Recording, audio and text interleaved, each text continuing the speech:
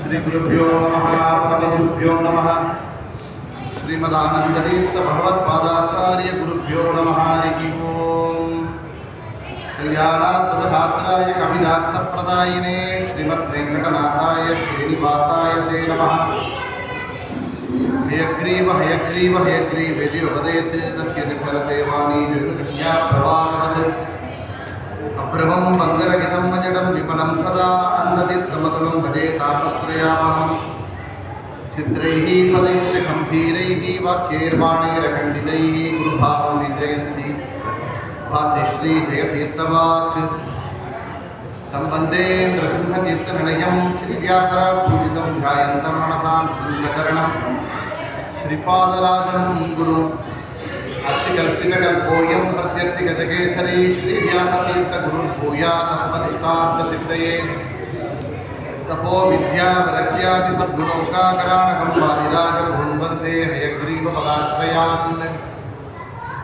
ಭಕ್ತಾನಾಂ ಮಾನಸಾಂ ಭೋಜಭಾಣವೇ ಕಾಮಧೇನವೇ ನಮತಾಂ ಕಲ್ಪತರವೇ ಜಯೀಂದ್ರಗುರವೇ ನಮಃ ಪ್ರಣಮತ್ ಕಾಮಧೇನುಂ ಚ ಭಜಸ್ಸುರತರೂಪಮಂ ಶ್ರೀಭಾಗವೋದಕೃತ್ಪಾದಚಿಂತಾಮಣಿಂ ಉಪಾಸ್ಮಹೇ ಕುಶಾಗ್ರಮತಯೇ ಬಾಣದ್ಯುತಯೇ ವಾದಿವೀತಯೇ ಆರಾಧಿತ ಶ್ರೀಪತಯೇ ಶ್ರೀಸುಧೀಂದ್ರಯತಯೇ ನಮಃ ಪೂಜ್ಯಾಯ ರಾಘವೇಂದ್ರಾಯ ಸತ್ಯಧರ್ಮರತಾಯ ಚ ಭಜತಾಂ ಕಲ್ಪವೃಕ್ಷಾಯ ನಮತಾಂ ಕಾಮಧೇನವೇ ಆಪಾದಮೂಲಿಪರ್ಯಂತಂ ಗುರುಣಾಮಾಕೃತಿಂ ಸ್ಮರೇತೇನ ವಿಘ್ನಾಃ ವಿನಶ್ಯಂತಿ ಸಿದ್ಧ್ಯಂತಿ ಚ ಮನೋರಥಾಃ ಶ್ರೀ ಗುರುಭ್ಯೋ ನಮಃ ಹರಿ ಓಂ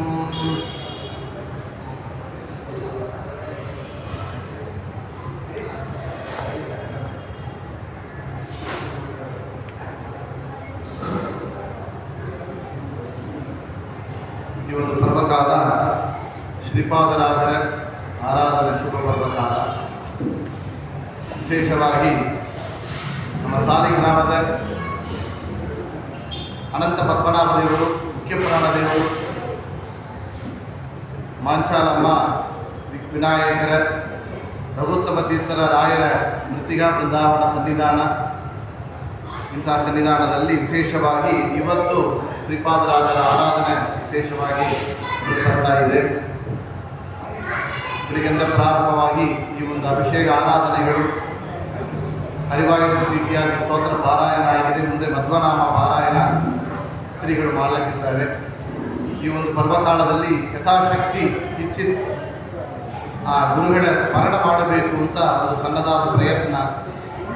ಇವತ್ತು ನಾವು ನೋಡುವಂತಹದ್ದು ಶ್ರೀಪಾದರಾಜರ ಮಹಿಮೆ ಎಲ್ಲರಿಗೆ ಚೆನ್ನಾಗಿ ಗೊತ್ತಿದೆ.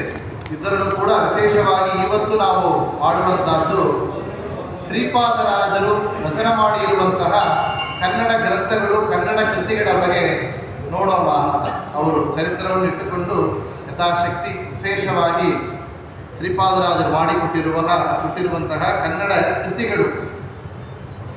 ಶ್ರೀಪಾದರಾಜರು ಅಂತ ಕೇಳಿದರೆ ಅವರು ದುರ್ವಾಂಸ ಸಂಭೂತರು ಅಂತ ಪ್ರಸಿದ್ಧಿ. ಕಲಿಯುಗದಲ್ಲಿ ದೊಡ್ಡ ದೊಡ್ಡ ಮಹಾದೇವತೆಗಳೆಲ್ಲ ಈ ಕಲಿಯುಗದಲ್ಲಿ ಅವತಾರವನ್ನು ಮಾಡಿದ್ದಾರೆ. ವಿಶೇಷವಾಗಿ ನೋಡಿದರೆ ನಮ್ಮ ಆಚಾರ್ಯರು ವಾಯುದೇವರು ಕಲಿಯುಗದಲ್ಲಿ ಪ್ರಥಮೋ ಹಣಮಾನಾಮ ದ್ವಿತೀಯೋ ಭೀಮೇಯಮಿತ ಪೂರ್ಣಪ್ರಜ್ಞ ತೃತೀಯಂತು ಭಗವತ್ ಕಾರ್ಯ ಸಾಧಕ ಅಂತ ಆಚಾರ್ಯರಾಗಿ ಕಲಿಯುಗದಲ್ಲಿ ಅವತಾರ ಮಾಡಿ ವೇದವ್ಯಾಸರ ಮಹಾಭಾರತ ಇತ್ಯಾದಿ ಗ್ರಂಥಗಳಿಗೆ, ಬ್ರಹ್ಮಸೂತ್ರಕ್ಕೆ, ಪುರಾಣಗಳಿಗೆ ವಿಶೇಷವಾದ ಭಾಷ್ಯಗಳನ್ನು, ತಾತ್ಪರ್ಯ ನಿರ್ಣಯವನ್ನು ಕೊಡಬೇಕು, ಸರಿಯಾದ ರೀತಿಯಲ್ಲಿ ಎಲ್ಲರಿಗೆ ಅರ್ಥವನ್ನು ಮುಟ್ಟಿಸಬೇಕು ಅಂತ ಅವತಾರವನ್ನು ಮಾಡಿದವರು ನಮ್ಮ ಆಚಾರ್ಯರು. ನೋಡಿದರೆ ಇದೇ ಕಲಿಯುಗದಲ್ಲಿ ಅವತಾರ ಮಾಡಿರುವಂತಹ ದುರ್ವಾಂಸ ಸಂಭೂತರು ಅಂದರೆ ಶ್ರೀಪಾದರಾಜರು. ಶಂಕಕರ್ಣ ದೇವತೆಯೇ ಈ ಭೂಲೋಕದಲ್ಲಿ ಮತ್ತು ವ್ಯಾಸರಾಜರಾಗಿ, ರಾಯರಾಗಿ ಅವತಾರವನ್ನು ಮಾಡಿದ್ದಾರೆ ಅಂತ ಕೇಳುತ್ತೇವೆ. ನಾರದರು ಪುರಂದರ ದಾಸರಾಗಿ, ಯಮಧರ್ಮರಾಜರು ಕನಕದಾಸರಾಗಿ, ಇಂತಹ ಮಹನೀಯರೆಲ್ಲ ಗಡೋದ್ಗಜನಾದ ಅಂತ ನಿವೃತ್ತಿ ದೇವತಾ ಅಂಶ ಸಂಭೂತರು ರಘುತ್ತಮರಾಗಿ ಅವತಾರವನ್ನು ಮಾಡಿದ್ದಾರೆ ಎಂಬುದಾಗಿ ನಾವು ನೋಡುತ್ತೇವೆ. ಗುರು ಮಹರ್ಷಿಗಳು ಪ್ರಿಯದಾಸರಾಗಿ ಇಂತಹ ರೀತಿಯಲ್ಲಿ ದೇವತೆಗಳೆಲ್ಲ ಈ ಕಲಿಯುಗದಲ್ಲಿ ಯಾತಕ್ಕೆ ಅವತಾರ ಮಾಡಿದ್ದಾರೆ ಅಂದರೆ ಕಲಿಯುಗದಲ್ಲಿ ದೊಡ್ಡ ಒಂದು ಗುಣ ಇದೆ ಅಂತಾರೆ. ಶ್ರೀಪಾದರಾಜರು ಇದನ್ನ ತನ್ನ ಕೃತಿಯಲ್ಲಿ ಹೇಳಿದ್ದಾರೆ. ಧ್ಯಾನವೂ ಕೃತಯುಗದಿ ಯಜನ ಯಜ್ಞವು ತ್ರೇತಾಯುಗದಿ ದಾನವಾಂತಕೆ ದೇವತಾರ್ಚನೆ ದ್ವಾಪರ ಯುಗದಿ ಆ ಮಾನವರಿಗೆ ಎಷ್ಟು ಫಲವೋ ಅಷ್ಟು ಫಲವೋ ಈ ಕಲಿಯುಗದಿ ಕೇಶವ ನಾರಾಯಣ ಮಾಧವ ಎಂದರೆ ಕೈ ಕೊಡುವ ರಂಗವಿಠಲ. ಧ್ಯಾನವು ಕೃತಯುಗದಿ. ಕೃತಯುಗದಲ್ಲಿ ತಪಸ್ಸು ಮಾಡಿದರು, ಕಠೋರವಾದ ತಪಸ್ಸು. ನಾವು ಕೇಳ್ತೇವೆ ಹಿರಣ್ಯ ಕಸಿಪು ಅಂತ ಕಠೋರವಾದ ತಪಸ್ಸನ್ನು ಮಾಡಿದ್ದಾನೆ ಅಂತ. ರಾಕ್ಷಸರಂತ ತಪಸ್ಸನ್ನು ಮಾಡಿದ್ದಾರೆ. ಕೃತಯುಗದಲ್ಲಿ ತಪಸ್ಸು ಮಾಡಬೇಕು. 10,000 ವರ್ಷಗಳು ತಪಸ್ಸು ಮಾಡಿದರೆ ಭಗವಂತ ಉಳಿತಾ ಇದ್ದ. ಅಂತ ಕಠೋರವಾದ ತಪಸ್ಸು ಮಾಡಿದ್ದಾರೆ. ಧ್ರುವ 6 ತಿಂಗಳು ಉಪವಾಸದಿಂದ ತಪಸ್ಸು ಮಾಡಿದ್ದಾನೆ ಅಂತ ಕೇಳುತ್ತೇವೆ. ಅಂತ ಧ್ಯಾನವು ಕೃತಯುಗದಿ. ಯಜನ ಯಜ್ಞವು ತ್ರೇತಾಯುಗದಿ. ಇಂದು ರಾಮದೇವರು ಅವತಾರ ಮಾಡಿದ ತ್ರೇತಾಯುಗದಲ್ಲಿ ಯಜ್ಞ ಯಾಗಗಳು ಮಾಡಿದ್ರು. ಅಶ್ವಮೇಧ ಯಾಗಗಳನ್ನು ಮಾಡ್ತಾ ಇದ್ರು ಭಗವಂತ ಉಳಿಯಬೇಕಾದರೆ. ದಾನವಾಂತಕ ದೇವತಾರ್ಚನೆ ದ್ವಾಪರ ಯುಗದಿ. ದ್ವಾಪರ ಯುಗದಲ್ಲಿ ಯುಧಿಷ್ಠಿರರು ಯಾಗವನ್ನು ಮಾಡಿದ್ದಾರೆ, ಮಾತ್ರ ಇಲ್ಲ ದಾನಗಳನ್ನು ಮಾಡಿದ್ದಾರೆ, ದೇವತಾ ಅರ್ಚನೆಯನ್ನು ಮಾಡಿದ್ದಾರೆ. ಈ ಕಲಿಯುಗದಲ್ಲಿ ದೊಡ್ಡ ದೊಡ್ಡ ತಪಸ್ಸು 10 ನಿಮಿಷ ಸಂಧ್ಯಾವಂದನ ಗಾಯತ್ರಿ ಜಪನವಂತ ಕಾನ್ಸಂಟ್ರೇಟ್ ಆಗಿ ಮಾಡಲಿಕ್ಕಾಗಲಿಲ್ಲ. ಯಾಗಗಳು ಅಂತ ಕೇಳಿದರೆ ಒಂದು ಹೋಮಗಳು ಮಾಡಬೇಕು ಅಂದರೆ ದ್ರವ್ಯ ಶುದ್ಧಿ ಇರಬೇಕು, ಮಾಡಿಸುವವರು ಅಂತ ಪುರೋಹಿತರು ಶುದ್ಧವಾಗಿರಬೇಕು, ಮಂತ್ರ ಶುದ್ಧ ಇರಬೇಕು, ಎಲ್ಲ ಇದರ ದ್ರವ್ಯಗಳು ದಾನಗಳನ್ನು ಮಾಡಬೇಕು. ಏನೇ ಕಲಿಯುಗದಲ್ಲಿ ನಮಗೆ ಲೋನಿಗೆ ಸಾಕೋದಿಲ್ಲ, ಬರ ರೂಪ ಇನ್ಕಮ್, ಎಲ್ಲಿ ದಾನ ಧರ್ಮಗಳನ್ನು ಮಾಡೋದು. ಆಗ ಕಲಿಯುಗದಲ್ಲಿ ಏನು ಗತಿ ಹಾಗಂತ ಕೇಳಿದರೆ ಭಗವಂತ ದೊಡ್ಡ ಗುಣವನ್ನು ಕಲಿಯುಗದಲ್ಲಿ ಇಟ್ಟಿದ್ದಾನೆ. ಅದು ಏನು ಅಂತ ಕೇಳಿದರೆ ಕಲಿಯುಗದಲ್ಲಿ ಏನೇನು ಕೃತಯುಗದಲ್ಲಿ ಮಾಡಿದಂತಹ ದೊಡ್ಡ ತಪಸ್ಸು, ತ್ರೇತಾಯುಗದಲ್ಲಿ ಮಾಡಿದಂತಹ ಯಜ್ಞ ಯಜನವು, ದ್ವಾಪರಯುಗದಲ್ಲಿ ಮಾಡಿದಂತಹ ದಾನಗಳು, ದೇವತಾ ಅರ್ಚನೆಗಳು, ಇದೆಲ್ಲ ಮಾಡಿದರೆ ಎಷ್ಟು ಫಲವೋ ಅಷ್ಟು ಫಲವು ಈ ಕಲಿಯುಗದಲ್ಲಿ ಭಗವಂತನ ನಾಮವನ್ನ ಕೇಶವ ನಾರಾಯಣ ಮಾಧವ ಎಂದರೆ ಕೈ ಕೊಡುವ ರಂಗವಿಠಲ. ಶ್ರೀಪಾದರಾಜರು ರಂಗವಿಠಲ ಮುದ್ರೆಯಿಂದ ಕೃತಿಗಳನ್ನು ಕೊಟ್ಟಿದ್ದಾರೆ. ಶ್ರೀಪಾದರಾಜರು ಅಂತ ಕೇಳಿದರೆ ಅವರು ದಾಸ ಸಾಹಿತ್ಯ ಪಿತಾಮಹರು ಅಂತ ಹೇಳ್ತೇವೆ. ದಾಸ ಸಾಹಿತ್ಯಕ್ಕೆ ನಾಂದಿ ಹಾಕಿದವರು ಯಾರು ಅಂದರೆ ನಮ್ಮ ಆಚಾರ್ಯರು. ದ್ವಾದಶ ಸ್ತೋತ್ರ ರಚನೆಯಿಂದಲೇ ಸ್ತೋತ್ರವನ್ನೇ ಭಗವಂತನ ಆರಾಧನಾ ಗೀತದಿಂದ ಮಾಡಬಹುದು ಅಂತ ತೋರಿಸಿಕೊಟ್ಟವರು. ಸಂಗೀತ ಶಾಸ್ತ್ರಕ್ಕಾಗಿ ಪ್ರತ್ಯೇಕವಾಗಿ ಒಂದು ಗ್ರಂಥವನ್ನೇ ಕೊಟ್ಟಿದ್ದಾರೆ ಅಂತ ಅವರು ಚರಿತ್ರೆಯಲ್ಲಿ ಕೇಳುತ್ತೇವೆ. ನಮಗೆ ಇದು ಸಿಕ್ಕೋದಿಲ್ಲ. ಅಂತ ವಿಶೇಷವಾಗಿ ದಾಸ ಸಾಹಿತ್ಯಕ್ಕೆ ನಾಂದಿ ಹಾಕಿದವರು ಅಂದರೆ ಆಚಾರ್ಯರು. ಅದಕ್ಕೆ ಮೇಲೆ ಆಚಾರ್ಯರ ಶಿಷ್ಯರಾದರೆ ನರಹರಿ ತೀರ್ಥರು ಅಂತ, ಅಚಲಾನಂದ ದಾಸರು ಅಂತ ಅವರು ಕಾಲದಲ್ಲಿ ಹಿಂದೆ ಕಾಲ ಬಂದವರು. ಅವರು ನರಹರಿ ತೀರ್ಥರು ವಿಶೇಷವಾಗಿ ಕನ್ನಡದಲ್ಲಿ ದೇವರನಾಮ ಮಾಡಿದ್ದಾರೆ ಅಂತ ಕೇಳುತ್ತೇವೆ. ಅದೇ ಪರಂಪರೆಗೆ ಬಂದಿರುವಂತಹ ಜಯತೀರ್ಥರು ಕೃತಿಗಳನ್ನು ರಚನೆ ಮಾಡಿದ್ದಾರೆ ಅಂತ ಕೇಳುತ್ತೇವೆ. ಅವರ ಮೇಲೆ ಶ್ರೀಪಾದರಾಜರು ಅಂದರೆ ದಾಸ ಸಾಹಿತ್ಯ ಪಿತಾಮಹರು ಅಂತ ವಿಶೇಷವಾಗಿ ಎಂತೆಂಥ ಕೃತಿಗಳನ್ನು ದಾಸ ಸಾಹಿತ್ಯದಲ್ಲಿ ವಿಶೇಷವಾಗಿ ನೀಡಿದವರು ಅಂದರೆ ಶ್ರೀಪಾದರಾಜರು ನಮ್ಮ ದಾಸ ಪರಂಪರೆಯಲ್ಲಿ ಅಂತ. ವ್ಯಾಸ ಸಾಹಿತ್ಯ ದಾಸ ಸಾಹಿತ್ಯ ಎರಡಕ್ಕನೇ ಕೂಡ ವಿಶೇಷವಾಗಿ ದೊಡ್ಡ ಕೀರ್ತಿಯನ್ನು ಮಾಡಿಕೊಟ್ಟದವರು ಅಂದರೆ ಶ್ರೀಪಾದರಾಜರು. ನಮಃ ಶ್ರೀಪಾದರಾಜಾಯ ನಮಸ್ತೆ ವ್ಯಾಸಯೋಗಿನೇ ನಮಃ ಪುರಂದರಾರ್ಯಾಯ ಶ್ರೀ ವಿಜಯಾರ್ಯಾಯ ನಮೋ ನಮಃ ಅಂತ ಧ್ಯಾನ ಶ್ಲೋಕ. ಈ 4 ಜನರನ್ನ ದಾಸ ಸಾಹಿತ್ಯ ಪರಂಪರೆಯಲ್ಲಿ ನಾವು ನಿತ್ಯನೂ ಸ್ಮರಣ ಮಾಡಬೇಕು ಅಂತ. ಶ್ರೀಪಾದರಾಜರು, ವ್ಯಾಸರಾಜರು, ಪುರಂದರದಾಸರು, ವಿಜಯದಾಸರು ಅಂತ. ಶ್ರೀಪಾದರಾಜರು ಅವರಿಗೆ ಸ್ವಪ್ನದಲ್ಲಿ ಸೂಚನೆಯಾಗಿ ಪಂಡರೀಪುರದಲ್ಲಿ ಅವರಿಗೆ ಆಗಿದಂತಹ ಸ್ವಪ್ನದಲ್ಲಿ ಸೂಚನೆಯಾಗಿ ಪಂಡರೀಪುರದಲ್ಲಿ ಅವರಿಗೆ ಆಗಿದಂತಹ ಒಂದು ವಿಗ್ರಹ ಅಂದರೆ ಪಾಂಡುರಂಗ ದೇವರ ವಿಗ್ರಹ. ಆ ಪಾಂಡುರಂಗರ ದೇವರ ವಿಗ್ರಹ ಸೂಚನೆಯಾಗಿದ್ದರೆ ಅವರು ಮೊದಲಲ್ಲಿ ಗೋಪೀನಾಥನನ್ನ ಅಂಕಿತವಾಗಿ ಇಟ್ಟುಕೊಂಡು ಮುದ್ರೆಯಿಂದ ಕೃತಿಗಳನ್ನು ರಚನೆ ಮಾಡ್ತಾ ಇದ್ರಂತೆ. ಆಚಾರ್ಯರ ಪರಂಪರೆ ಅಂತ ಹೇಳಿದರೆ ಪದ್ಮನಾಭ ತೀರ್ಥರು, ನರಹರಿ ತೀರ್ಥರು, ಮಾಧವ ತೀರ್ಥರು, ಅಕ್ಷೋಪಿ ತೀರ್ಥರು, ಜಯತೀರ್ಥರು, ಆಮೇಲೆ ಆ ಪರಂಪ ಮುಂದೆ ಹೋಗುತ್ತಾ ಇದೆ. ಆದರೆ ಪದ್ಮನಾಭ ತೀರ್ಥರು ಇನ್ನೊಂದು ಪರಂಪರೆಯನ್ನು ಉಂಟು ಮಾಡಿದರು. ಅದುವೇ ಇವತ್ತು ಶ್ರೀ ಪದ್ಮನಾಭ ತೀರ್ಥರ ಮೂಲ ಪರಂಪರೆ. ಅದು ಇವತ್ತು ಶ್ರೀಪಾದರಾಜರ ಪರಂಪರೆ, ಶ್ರೀಪಾದರಾಜರ ಮಠ ವಿಶೇಷವಾಗಿದೆ. ಪದ್ಮನಾಭ ತೀರ್ಥರು ಇನ್ನೊಬ್ಬರಿಗೇನು ಪೀಠ ಕೊಟ್ಟಿದ್ರು ಅಂತ, ಲಕ್ಷ್ಮೀಧರ ತೀರ್ಥರು ಅಂತ. ಆ ಲಕ್ಷ್ಮೀಧರ ತೀರ್ಥರ ಶಿಷ್ಯರೇ ಸಂಕರ್ಷಣ ತೀರ್ಥರು. ಸಂಕರ್ಷಣ ತೀರ್ಥರ ಶಿಷ್ಯರು ಪರಶುರಾಮ ತೀರ್ಥರು ಅಂತ. ಈ ಸಂಕರ್ಷಣ ತೀರ್ಥರು ಕಾಶ್ಮೀರ್ ಪ್ರಾಂತ್ಯದಲ್ಲಿ ಮಧ್ವ ಸಿದ್ಧಾಂತ ಪ್ರವಚನವನ್ನು ಪ್ರಚಾರ ಮಾಡ್ತಾ ಇದ್ದವರು.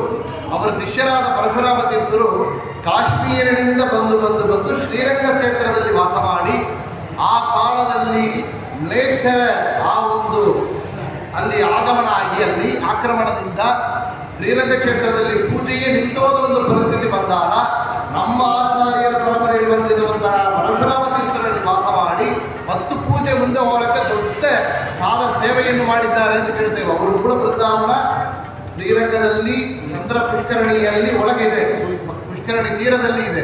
ಅವರ ಶಿಷ್ಯರ ಆದಿರಾಜ ತೀರ್ಥರು ಇದ್ದ ಅಮ್ಮನವರನ್ನ ರಂಗನಾಯಕ ದೇವರನ್ನ ಸುತ್ತಿ ಬರುವಂತಹ ಜಾಗದಲ್ಲಿ ಅಲ್ಲಿ ಆದಿರಾಜ ತೀರ್ಥರ ಸನ್ನಿಧಾನ ಇದೆ. ಸತ್ಯವ್ರತ ತೀರ್ಥರು ಅವರ ಶಿಷ್ಯರ ಮೂಲ ಬೃಂದಾವನ ಅಲ್ಲಿಯೇ ಇದೆ ಅಂತ ನೋಡ್ತೇವೆ.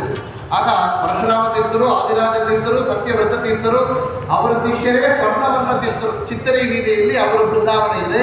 ಆ ಸ್ವರ್ಣವರ್ಣ ತೀರ್ಥರ ಶಿಷ್ಯರೇ ಶ್ರೀಪಾದರಾಜರು. ಅದಕ್ಕೆ ಆಮೇಲೆ ಅದು ಶ್ರೀಪಾದರಾಜರ ಮಠ ಎಂದು ಪ್ರಸಿದ್ಧಿಯಾಗಿದೆ. ಮುಂದೆ ಅವರು ಮೂಡುಬಾಗಳು ಅಂತ ಹೆಸರು. ಮೂಡುಬಾಗಳಿನಲ್ಲಿ ಆಚಾರ್ಯರ ಪ್ರಧಾನ ಶಿಷ್ಯರಲ್ಲಿ ಒಬ್ಬರಾದ ಪದ್ಮನಾಭ ತೀರ್ಥರು, ನರಹರ ತೀರ್ಥರು, ಮಾಧವ ತೀರ್ಥರು, ಅಕ್ಷೋಪಿ ತೀರ್ಥರು ಅಲ್ಲಿ ಬರ್ತಾರೆ. ಅಲ್ಲಿ ಅವರು ವಿದ್ಯಾರಣ್ಯರ ಜೊತೆಯಲ್ಲಿ ವಾದವನ್ನು ಮಾಡಬೇಕಾದರೆ ನರಸಿಂಹದೇವರನ್ನು ಉಪಾಸನ ಮಾಡುತ್ತಾ ಧ್ಯಾನ ಮಾಡುತ್ತಾ ಅಗ್ಗಾರದಲ್ಲಿ ಅಲ್ಲಿ ಆ ನರಸಿಂಹದೇವರನ್ನ ಚಿತ್ರವನ್ನು ಹಾಕಿದಾಗ ಪ್ರತ್ಯಕ್ಷವಾಗಿ ದರ್ಶನ ಕೊಟ್ಟರು. ಆ ಅಗ್ಗಾರದಲ್ಲಿ ಅವರು ಹಾಕಿದಾಗ ಪ್ರತ್ಯಕ್ಷವಾಗಿ ಅದು ಯೋಗ ನರಸಿಂಹರಾಗಿ ಅಲ್ಲಿ ನರಸಿಂಹದೇವರು ಬಂದು ನಿಂತಿದ್ದಾರೆ. ನೋಡ್ರಿ, ಅವರ ಅಗ್ಗಾರದಿಂದ ನರಸಿಂಹದೇವರನ್ನ ಸರ್ವೋತ್ತಮನಾದ ಶ್ರೀಹರಿಯನ್ನು ಅವರು ನೆಲೆಸಿದರು. ವ್ಯಾಸರಾಜರು ಜೀವೋತ್ತಮರಾದ ವಾಯುದೇವರನ್ನ ಯಂತ್ರೋದ್ಧಾರ ಕಣವನಾಗಿ ಅಂಗಾರದಲ್ಲಿ ಹಾಕಿ ನಿಲ್ಲಿಸಿದ್ದಾರೆ ಅಂತ ನೋಡುತ್ತೇವೆ. ಅಸಿನ ತತ್ವಮಸಿನ ಪರಜೀವ ಪ್ರಭೇದಿನ ವಿದ್ಯಾರಣ್ಯ ಮಹಾರಣ್ಯಂ ಅಕ್ಷೋಭ್ಯ ಮುನಿ ರಕ್ಷಿಣತೆ ಅಂತ ಅಲ್ಲಿ ಅಂದರೆ ಯೋಗ ನರಸಿಂಹರನ್ನ ಧ್ಯಾನ ಮಾಡಿ ಅಲ್ಲಿ ವಿದ್ಯಾರಣ್ಯರ ವಾದದಲ್ಲಿ ಗೆದ್ದು ತತ್ವಮಸಿ ಎಂಬ ಶಬ್ದಕ್ಕೆ ವಾದವನ್ನು ಮಾಡಿ ಗೆದ್ದು ಜಯಸ್ತಂಭವನ್ನು ಸ್ಥಾಪನೆ ಮಾಡಿದ್ದಾರೆ. ಅಲ್ಲಿ ನರಸಿಂಹ ತೀರ್ಥ ಅಲ್ಲಿ ವಿಶೇಷವಾಗಿ ಇದೆ. ಆ ನರಸಿಂಹ ತೀರ್ಥಕ್ಕೆ ಇಲ್ಲಿ ಬರ್ತಾರೆ. ಮೂಡುಬಾಗಿಲು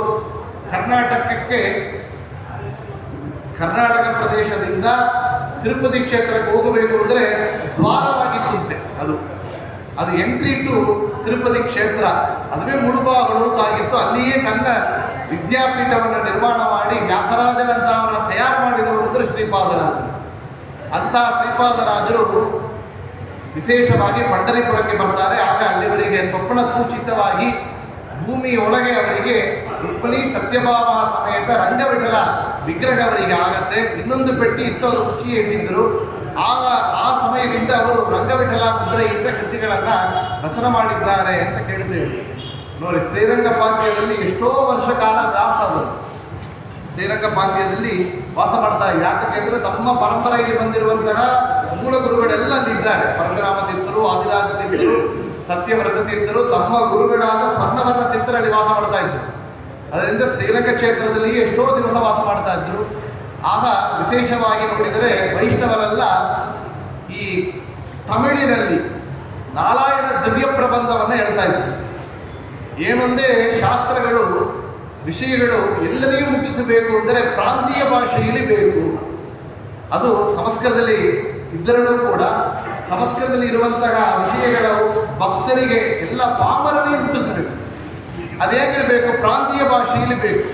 ಸಂಸ್ಕೃತ ಗೊತ್ತಿಲ್ಲದೆ ಇರುವವರು, ಸಂಸ್ಕೃತ ಪರಿಚಯ ಇಲ್ಲದಿರುವವರು, ಓದಲಿಕ್ಕೆ ಅವಕಾಶ ಇಲ್ಲದೆ ಇರುವವರು, ಸ್ತ್ರೀಯರು, ಇವರೆಲ್ಲರಿಗೂ ಕೂಡ ಆ ಜ್ಞಾನವನ್ನು ಮುಟ್ಟಿಸಬೇಕು ಅಂತ ಹೇಳಿ ಪ್ರಾಂತೀಯ ಭಾಷೆಯಲ್ಲಿ ಕನ್ನಡದಲ್ಲಿ ರಂಗವಿಠಲ ಮುದ್ರೆಯಲ್ಲಿ ಕೃತಿಗಳನ್ನು ರಚನೆ ಮಾಡಿದವರು ಶ್ರೀಪಾದರಾಜರು. ಅದು ಮಾತ್ರ ಇಲ್ಲ, ನಮ್ಮ ಸಂಪ್ರದಾಯದಲ್ಲಿ ಏನೊಂದೇ ವೇದಗಳ ಪಾರಾಯಣ ಮಾಡಿದರೂ ಕೂಡ ಸಂಸ್ಥಾನ ಪೂಜೆಯಲ್ಲಿ ದೇವರ ಪೆಟ್ಟಿ ಕಟ್ಟಿ ಇಡುವಂತಹ ಸಮಯದಲ್ಲಿ ಕನ್ನಡದಲ್ಲಿ ದೇವರ ನಾಮಗಳನ್ನು ಹೇಳಬೇಕು ಎಂಬ ಸಂಪ್ರದಾಯವನ್ನು ತಗೊಂಡು ಆ ಶಾಸ್ತ್ರವನ್ನ, ದೇವರ ವಿಷಯಗಳನ್ನ, ಜ್ಞಾನವನ್ನ ಕನ್ನಡ ಕೃತಿಗಳ ಮೂಲಕ ಎಲ್ಲರಿಗೂ ಮುಟ್ಟಿಸಬೇಕು ಎಂಬ ದೊಡ್ಡ ಪ್ರಯತ್ನವನ್ನು ಮಾಡಿರುವಂತಹ ಶ್ರೀಪಾದರಾಜರು. ಅದರಿಂದ ಶ್ರೀರಂಗದಲ್ಲಿ ವಾಸ ಮಾಡುತ್ತಾ ಈ ಒಂದು ಸಂಪ್ರದಾಯವನ್ನು ವಿಶೇಷವಾಗಿ ಆಚಾರ್ಯರು ತೋರಿಸಿಕೊಂಡ ಸಂಪ್ರದಾಯ, ನರಹರಿ ತೀರ್ಥರು, ಜಯತೀರ್ಥರು ಮಾಡಿಕೊಂಡಿರುವಂತಹ ಸಂಪ್ರದಾಯನ ಹೆಚ್ಚು ಬೆಳೆಸಿದವರು ಅಂದರೆ ಶ್ರೀಪಾದರಾಜರು. ಅದರಿಂದಲೇ ಅವರ ಶಿಷ್ಯರಾದ ವ್ಯಾಸರಾಜರು ಶ್ರೀಕೃಷ್ಣ ಮುದ್ರೆಯಿಂದ ರಚನೆ ಮಾಡಿದ್ದಾರೆ. ವ್ಯಾಸರಾಜರ ವಿದ್ಯಾಶಿಷ್ಯರಾದ ಜಯೇಂದ್ರ ತೀರ್ಥರು ಕನ್ನಡದಲ್ಲಿ ತಮಿಳಿನಲ್ಲಿ ಕೂಡ ಕೃತಿಗಳನ್ನು ರಚನೆ ಮಾಡಿದ್ದಾರೆ ಅಂತ ಕೇಳ್ತೇವೆ. ಅದೇ ವ್ಯಾಸರಾಜರ ಶಿಷ್ಯರಾದ ವಾದಿರಾಜರು ಕನ್ನಡದಲ್ಲಿ ತುಳು ಭಾಷೆಯಲ್ಲಿ ಹೈವದನ ಮುದ್ರೆಯಿಂದ ಕೃತಿಗಳನ್ನು ರಚನೆ ಮಾಡಿದ್ದಾರೆ. ಅದೇ ವ್ಯಾಸರಾಜರ ಶಿಷ್ಯರಾದ ದೀಕ್ಷೆ ಪಡೆದಂತಹ ಪುರಂದರದಾಸರು ಕನಕದಾಸರು ಕೃತಿಗಳನ್ನು ರಚನೆ ಮಾಡಿಕೊಂಡಿದ್ದಾರೆ. ಆ ಪುರಂದರದಾಸರ ಅನುಗ್ರಹದಿಂದ ವಿಜಯದಾಸರು, ಗೋಪಾಲದಾಸರು, ಜಗನ್ನಾಥದಾಸರು ಇತ್ಯಾದಿ ದಾಸ ಪರಂಪರೆ ಮುಂದೆ ಬೆಳೆದು ಬಂದಿದೆ ಅಂತ ಕೇಳಿದರೆ ಅದಕ್ಕೆಲ್ಲ ಮುಂದೆ ನಾಂದಿ ಹಾಕಿದವರು ಅಂದರೆ ಬೀಜವನ್ನು ಹಾಕಿದವರು ಶ್ರೀಪಾದರಾಜರು ಅಂತ ಕೇಳುತ್ತೇವೆ. ಅದರಿಂದ ಅವರು ಕನ್ನಡದಲ್ಲಿ ಎಷ್ಟೋ ಕೃತಿಗಳು ಕಂಗಳ್ಯಾತಕೋ ಕಾವೇರಿ ರಂಗನ ನೋಡದೆ, ಕಾವೇರಿ ರಂಗನ ಕಸ್ತೂರಿ ರಂಗನ, ಕಾವೇರಿ ರಂಗನ ಕಸ್ತೂರಿ ರಂಗನ ಪರಿಮಳ ರಂಗನ ರಂಗನ ನೋಡದೆ ಕಂಗಳ್ಯಾತಕೋ ಕಾವೇರಿ ರಂಗನ ನೋಡದೆ. ಕಣ್ಗಳಿದ್ದು ಏನು ಪ್ರಯೋಜನ ಅಂತ ಕೇಳಿದ್ರು. ಕಣ್ಗಳಿದ್ದೆ ಕಣ್ಣು ಚೆನ್ನಾಗಿದೆ ಅಂತೇಳು. ಎಷ್ಟೋ ಜನ ಕಣ್ಣು ಪಾರ್ವೆ ಇಲ್ಲ, ಕಣ್ಣಲ್ಲಿ ದೀಕ್ಷೆ ಇಲ್ಲ, ಹುಟ್ಟಿದಂತಲೇ ಕುರುಡರಾಗಿದ್ದಾರೆ. ಹುಟ್ಟು ಕುರುಡನು ಅಂತ ಅಂತರಂಗದಲ್ಲಿ ಹರಿಯ ಕಾರಣದವ ಹುಟ್ಟು ಕುರುಡನು ಅಂದರು ವ್ಯಾಸರಾಜರು. ಆದರೆ ನಾವೆಲ್ಲ ಹುಟ್ಟಿದ್ರು ಕುರುಡರಾಗಿದ್ದೇವೆ ಅಂತ. ಯಾತಕ್ಕೆ? ಕಣ್ಗಳಿದ್ರೂ ಏನು ನೋಡಬಾರದು ಅವನು ನೋಡ್ತಾ ಇದ್ದೇವಲ್ಲ, ಏನನ್ನು ನೋಡಬೇಕು? ಕಾವೇರಿ ರಂಗನ ನೋಡದೆ ಕಣ್ಗಳು ಯಾತಕ್ಕೋ ಹೇಳ್ತಾರೆ. ಹರಿಪಾದೋದಕ ಸಮ ಕಾವೇರಿ ವಿರಜಾನದಿ ಸ್ನಾನವ ಮಾಡಿ ಪರಮವೈಕುಂಠ ರಂಗಮಂದಿರ ಪರವಾಸುದೇವನ ನೋಡದೆ. ಹರಿಪಾದೋದಕ ಸಮ ಕಾವೇರಿ ಎಂದು. ಹರಿಪಾದೋದಕ ಅಂದರೆ ಗಂಗಾ, ಗಂಗಾ ತೀರ್ಥಕ್ಕೆ ಸಮವಾದ ಕಾವೇರಿ ಇದ್ದಾಳೆ. ಅದು ಎಂಥ ಮಾರಿ ಇದೆ ಶ್ರೀರಂಗ ಕ್ಷೇತ್ರ ಅಂತ ಹೇಳಿದರೆ, ವಿರಜಾ ನದಿ ಮೋಕ್ಷಕ್ಕೆ ವೈಕುಂಠಕ್ಕೆ ಹೋಗಬೇಕು ಅಂದರೆ ವಿರಜಾ ನದಿ ಸುತ್ತಿರಿ ಹರಿತಾ ಇದ್ದಂತೆ, ಮಧ್ಯದಲ್ಲಿ ವೈಕುಂಠ ಇದ್ದಂತೆ. ಆ ರೀತಿಯಲ್ಲಿ ಕಾವೇರಿ ನದಿ ವಿರಜಾ ನದಿ ಅಂತ ಇದ್ದರೆ ವೈಕುಂಠವಂತೆ ಶ್ರೀರಂಗ ಕ್ಷೇತ್ರ ಇದೆ. ಅದರಲ್ಲಿ ರಂಗನಾದ ಪರಮ ವೈಕುಂಠ ರಂಗಮಂದಿರ ಪರವಾಸುದೇವನ ನೋಡದೆ ಕಣ್ಗಳು ಯಾತಕೋ ಕಾವೇರಿ ರಂಗಯ್ಯನ ನೋಡದೆ. ಹಾರ ಹೀರ ವೈಜಯಂತಿ ತೋರ ಮುತ್ತಿನ ಸರವ ಧರಿಸಿ ಆ ದೇವರ ಆಭರಣಗಳನ್ನು ವರ್ಣನವನ್ನು ಮಾಡುತ್ತಾ ತೇರನೇರಿ ಬೀದಿಯಲ್ಲಿ ಮೆರೆವ ರಂಗ ವಿಠಲ ದೇವರ ನೋಡದೆ, ಹೊರಗೆ ಬರುವಂತಹ ರಂಗನಾಥ ದೇವರನ್ನ ನೋಡದೆ ಕಣ್ಗಳು ಯಾತಕ್ಕೋ ವಿಶೇಷವಾಗಿ ವರ್ಣನೆಯನ್ನು ಮಾಡಿದ್ದಾರೆ ಶ್ರೀಪಾದರಾಜರು ಅಂತ ಕೇಳ್ತೇನೆ. ಶ್ರೀಪಾದರಾಜರು ಮಾಡಿದಂತಹ ದೊಡ್ಡ ದೀರ್ಘ ಕೃತಿಗಳಿದೆ. ವಿಶೇಷವಾಗಿ ಅವರು ಮಾಡಿಕೊಟ್ಟಿರುವಂತಹ 2 ಗ್ರಂಥಗಳ ನೋಡೋಣ. ಒಂದು ವಾಮನ ಹುಟ್ಟು ಒಂದು ಗ್ರಂಥವನ್ನು ಮಾಡಿದ್ದಾರೆ. ವಾಮನ ಹುಟ್ಟು ಭಾಗವತದಲ್ಲಿರುವಂತಹ ವಾಮನ ದೇವರ ಚರಿತ್ರೆಯನ್ನ ವಾಮನ ಹುಟ್ಟು ಅಂತ ಒಂದು ಗ್ರಂಥ. ವಾಮನ ಹುಟ್ಟು ಅತಿಥಿ ದೇವಿಗೆ ಪಯೋವ್ರತ ಮಾಡಿದಳಾಕೆ ಅಂತ ಪ್ರಾರಂಭ ಮಾಡಿ 20 ಪದ್ಯದಲ್ಲಿ ವಾಮನ ದೇವರ ಚರಿತ್ರೆಯನ್ನು ಸುಲಭವಾಗಿ ಕೊಟ್ಟಿದ್ದಾರೆ ಶ್ರೀಪಾದರಾಜರು. ವಾಮನ ದೇವರ ಚರಿತ್ರೆ ಅದರಲ್ಲಿ 2ರಿಂದ 4ನೇ ಪದ್ಯದಲ್ಲಿ ನೋಡಿದರೆ ಒಂದು ಮಗುತಾದರೆ, ಒಂದು ಮನುಷ್ಯ ಜನ್ಮ ಪಡೆದರೆ ಏನು ಸಂಸ್ಕಾರ ಮಾಡಬೇಕು ಅದರ ವಿಶೇಷವಾಗಿ ವರ್ಣನ ಮಾಡುತ್ತಾರೆ. ಹುಟ್ಟಿನಿಂದ ಹೊಟ್ಟೆಯಲ್ಲಿರುವಂತಹ ಮನಸ್ಸಿಗೆ ಅಲ್ಲಿ ಒಳತೊಡಸಾರ ಇತ್ಯಾದಿ ಪುಂಸವನ, ಶ್ರೀಮಂತ, ಜಾತಕ, ನಾಮಕರಣ ಇದೆಲ್ಲ ಈ ಒಂದು ಕ್ರಮದಿಂದ ಏನು ಮಾಡಬೇಕು, ವಾಮನರಾಗಿ ಭಗವಂತ ಅವತಾರ ಮಾಡಿದವಲ್ಲ ಅವನಿಗೆ ಏನು ಸಂಸ್ಕಾರವನ್ನು ಮಾಡಿದರು ಈ ವಿಷಯವನ್ನು ಹೇಳುತ್ತಾ ಮುಂದೆ ಆ ಬಂಧುಗಳನ್ನೆಲ್ಲ ಕರೆದು ವಿಶೇಷವಾಗಿ ಅತಿಥಿ ಕಶ್ಯಪರು ವಿಶೇಷವಾಗಿ ವಾಮನರೂಪಿ ಪರಮಾತ್ಮನಿಗೆ ಯಾವ ರೀತಿ ಉಪನಯನ ಮಾಡಿದ ಅನ್ನೋ ವಿಷಯವನ್ನು ಹೇಳುತ್ತಾ ಆ ಉಪನಯನ ಸಮಯದಲ್ಲಿ ಬ್ರಹ್ಮಾದಿ ದೇವತೆಗಳು ಒಬ್ಬರೊಬ್ಬರು ಏನು ಗಿಫ್ಟ್ ಕೊಟ್ಟರು ಭಗವಂತನಿಗೆ ಏನನ್ನು ಸಮರ್ಪಣೆ ಮಾಡಿದರು ಇತ್ಯಾದಿ ವಿಷಯಗಳನ್ನು ಹೇಳುತ್ತಾ ಮುಂದೆ ದಾನಮಾಲಕ್ಕೆ ವಾಮನರೂಪಿ ಪರಮಾತ್ಮ ಹೊರಟಂಥ ರೀತಿ, ಆ ಸಭೆಯಲ್ಲಿ ಅವ ಮಾಡಿದ ಪ್ರವೇಶ, ಅವನ ರೂಪ ಸೌಂದರ್ಯ, ದೇವರು ಬಲಿ ಏನೆಂದು ಉಪಚಾರವನ್ನು ವಾಮನ ದೇವರಿಗೆ ಮಾಡಿದ ಇತ್ಯಾದಿ ವಿಷಯಗಳನ್ನೆಲ್ಲ ಹೇಳುತ್ತಾ ಆ ವಾಮನರೂಪಿ ಪರಮಾತ್ಮ ದಾನವನ್ನು ಕೊಟ್ಟ ಮೇಲೆ ವಿಶೇಷವಾಗಿ ತ್ರಿವಿಕ್ರಮನಾಗಿ ಬೆಳೆದು ಒಂದು ಪಾದದಿಂದ ಭೂಲೋಕವನ್ನ, ಇನ್ನೊಂದು ಪಾದದಿಂದ ಮೇಲೆ ಆಕಾಶವನ್ನ, 3ನೇ ಪಾದವನ್ನು ಬಲಿಚಕ್ರವನ್ನು ಶಿರಸಲ್ಲಿ ಇಟ್ಟು ಅವನ ಸುತ್ತಲ ಲೋಕಕ್ಕೆ ಕಳಿಸಿ ಅವನಿಗೆ ಒಂದು ಆ ಲೋಕಕ್ಕೆ ಅಧಿಪತಿಯಾಗಿ ಮಾಡಿ ಅವನ ಬಾಗಿಲನ್ನು ಕಾಯ್ತಾ ಇದ್ದಾನೆ ನಮ್ಮ ರಂಗವಿಠಲ. ಆ ರಂಗವಿಠಲನನ್ನ ನಾವು ನಿತ್ಯವೂ ಸ್ಮರಣ ಮಾಡೋಣ ಎಂಬ ರೀತಿಯಾಗಿ ವಾಮನ ಹುಟ್ಟು ಅಂತ ಒಂದು ಗ್ರಂಥವನ್ನು ಶ್ರೀಪಾದರಾಜರು ಕೊಟ್ಟಿದ್ದಾರೆ. ನೋಡ್ರಿ, ಸಂಸ್ಕೃತದಲ್ಲಿ ಕಠಿಣವಾಗಿರುವಂತಹ ಭಾಗವತ ವಿಷಯಗಳನ್ನು ಸಾರವಾಗಿ ತೆಗೆದು ಅವರು ಕೊಟ್ಟಂತಹ ಗ್ರಂಥ ಅಂದರೆ ವಾಮನ ಹುಟ್ಟು ಎಂಬ ಗ್ರಂಥ. ಇನ್ನೊಂದು ಗ್ರಂಥ ಅಂತ ನೋಡಿದರೆ ಅವರು ಕೊಟ್ಟದ್ದು ಮಧ್ವನಾಮ, ಕನ್ನಡ ವಾಯುಸ್ತುತಿ ಅಂತ ಪ್ರಸಿದ್ಧಿಯಾಗಿದೆ. ನಾವು ಕೇಳಿದೆವು ನಮ್ಮ ಸಂಪ್ರದಾಯದಲ್ಲಿ ಆಚಾರ್ಯರ 3 ಅವತಾರವನ್ನು ಸ್ತೋತ್ರ ಮಾಡುವಂತಹ ತ್ರಿವಿಕ್ರಮ ಪಂಡಿತಾಚಾರ್ಯರು ರಚನೆ ಮಾಡಿರುವಂತಹ ಹರಿವಾಯುಸ್ತುತಿ. ಆ ಹರಿವಾಯುಸ್ತುತಿ ಸ್ತ್ರೀಗಳು ಹೇಳುವಂತಹ ಒಂದು ಸಂಪ್ರದಾಯ ಇಲ್ಲ ನಮ್ಮಲ್ಲಿ. ಆಗ ಕನ್ನಡ ಹರಿವಾಯುಸ್ತುತಿ ಎಂದು ಶ್ರೀಪಾದರಾಜರು ರಚನೆ ಮಾಡಿದ್ದು ಮಧ್ವನಾಮ ಎಂಬ ಒಂದು ಗ್ರಂಥ. ಈ ಮಧ್ವನಾಮ ನೋಡಿದರೆ 29 ಪದ್ಯಗಳಿದೆ, 29 ಪದ್ಯಗಳು. ಈ 29 ಪದ್ಯಗಳಲ್ಲಿ ನೋಡಿದರೆ 1ರಿಂದ 4 ಪದ್ಯದಲ್ಲಿ ವಾಯುದೇವರ ಮೂಲ ರೂಪವನ್ನು ವರ್ಣನೆ ಮಾಡಿದ್ದಾರೆ. ಜಯ ಜಯ ಜಗತ್ರಾಣ ಜಗದೊಳಗೆ ಸುತ್ರಾಣ ಅಖಿಲ ಗುಣ ಸದ್ಧಾಮ ಶ್ರೀ ಮಧ್ವನಾಮ ಅಂತ ಪ್ರಾರಂಭ ಮಾಡುತ್ತಾ ಜಯ ಎಂದು ಪ್ರಾರಂಭ ಮಾಡಿದ್ದಾರೆ. ನೋಡ್ರಿ, ಸುಮಧ್ವಜಿ ಮಹಾಕಾವ್ಯವನ್ನ ನಾರಾಯಣ ಪಂಡಿತಾಚಾರ್ಯರು ಪೂರ್ತಿ ಮಾಡಬೇಕು ಅಂದರೆ ಜಯ ಜಯ ಅಂತೇಳಿ ಸಮರ್ಪಣವನ್ನು ಮಾಡುತ್ತಾರೆ. ಆಚಾರ್ಯರ ಸ್ಮರಣ ಮಾಡಿದರೆ ಜಯ ಅಂತ ಅವರು ನುಡಿಸಿಕೊಟ್ಟರೆ, ಆಚಾರ್ಯರ ಸ್ಮರಣ ಮಾಡಿದರೆ ಜಯ ಅಂತೇಳಿ ಪ್ರಾರಂಭ ಮಾಡಿದ್ದಾರೆ. ಮಧ್ವನಾಮ ಜಯ ಜಯ ಜಗತ್ರಾಣ ಜಗದೊಳಗೆ ಪುತ್ರಾಣ ಅಖಿಲ ಗುಣ ಸದ್ದಾಮ ಶ್ರೀ ಮಧ್ವನಾಮ ಹೇಳ್ತಾರೆ. ಆವಕಚ್ಚಪ ರೂಪದಿಂದಲೇ ಅಂಡೋದಕವ ಓವಿ ಧರಿಸಿದ ಶೇಷ ಮೂರ್ತಿಯನು ಆವವಣ ಬಳಿಗಿಡಿದು ಹರಿಯ ಸ್ವರರೈದುವರು ಆವಾಯು ನಮ್ಮ ಕುಡಗುರುರಾಯನು ಅಂತ ಏನು ಆಫಾಯ್ತಾ ಇದೆ. ಆಗ ಆವಾಯು ನಮ್ಮ ಕುಡಗುರುರಾಯನು ಅಂತ ಈ ಬ್ರಹ್ಮಾಂಡವನ್ನ ಶೇಷದೇವರು ಅವರ 1000 ತಲೆಗಳಿದೆ ಶೇಷದೇವರಿಗೆ. ಅದರಲ್ಲಿ ಒಂದು ಶಿರಸ್ಸು 1000 ಶಿರಸ್ಸುಗಳಲ್ಲಿ ಒಂದು ಶಿರಸ್ಸಿನಲ್ಲಿ ಸಾಸಿವೆ ಕಾಲಿನಂತೆ ಹೊತ್ತುಕೊಂಡಿದ್ದಾರೆ. ಶೇಷದೇವರು ಎಷ್ಟು ದೊಡ್ಡವರು. ಆ ಶೇಷದೇವರ ಭಾರವನ್ನ ಹೊತ್ತುಕೊಂಡಿರುವವರು ಯಾರು ಅಂದರೆ ಪೂರ್ವರೂಪದಿಂದ ವಾಯುದೇವರು.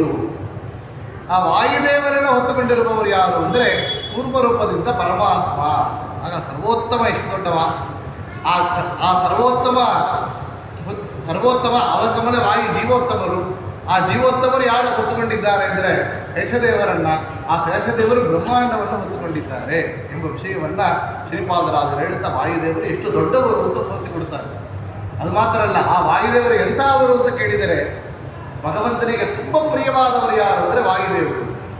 ಆವವಣ ದೇಹದೊಳಗಿರಲು ಹರಿತಾನನ ಸಿಗನು, ಆವವಣ ತೊಲಗೆ ಹರಿತಾದೊಳಗುವ ಆವವಣ ದೇಹದೊಳವರೆಗೆ ಯಾವ ಮಕ್ಕಳು ಆವಾಯು ನಮ್ಮ ಕುಡಗುರುರಾಯನು ಒಂದು.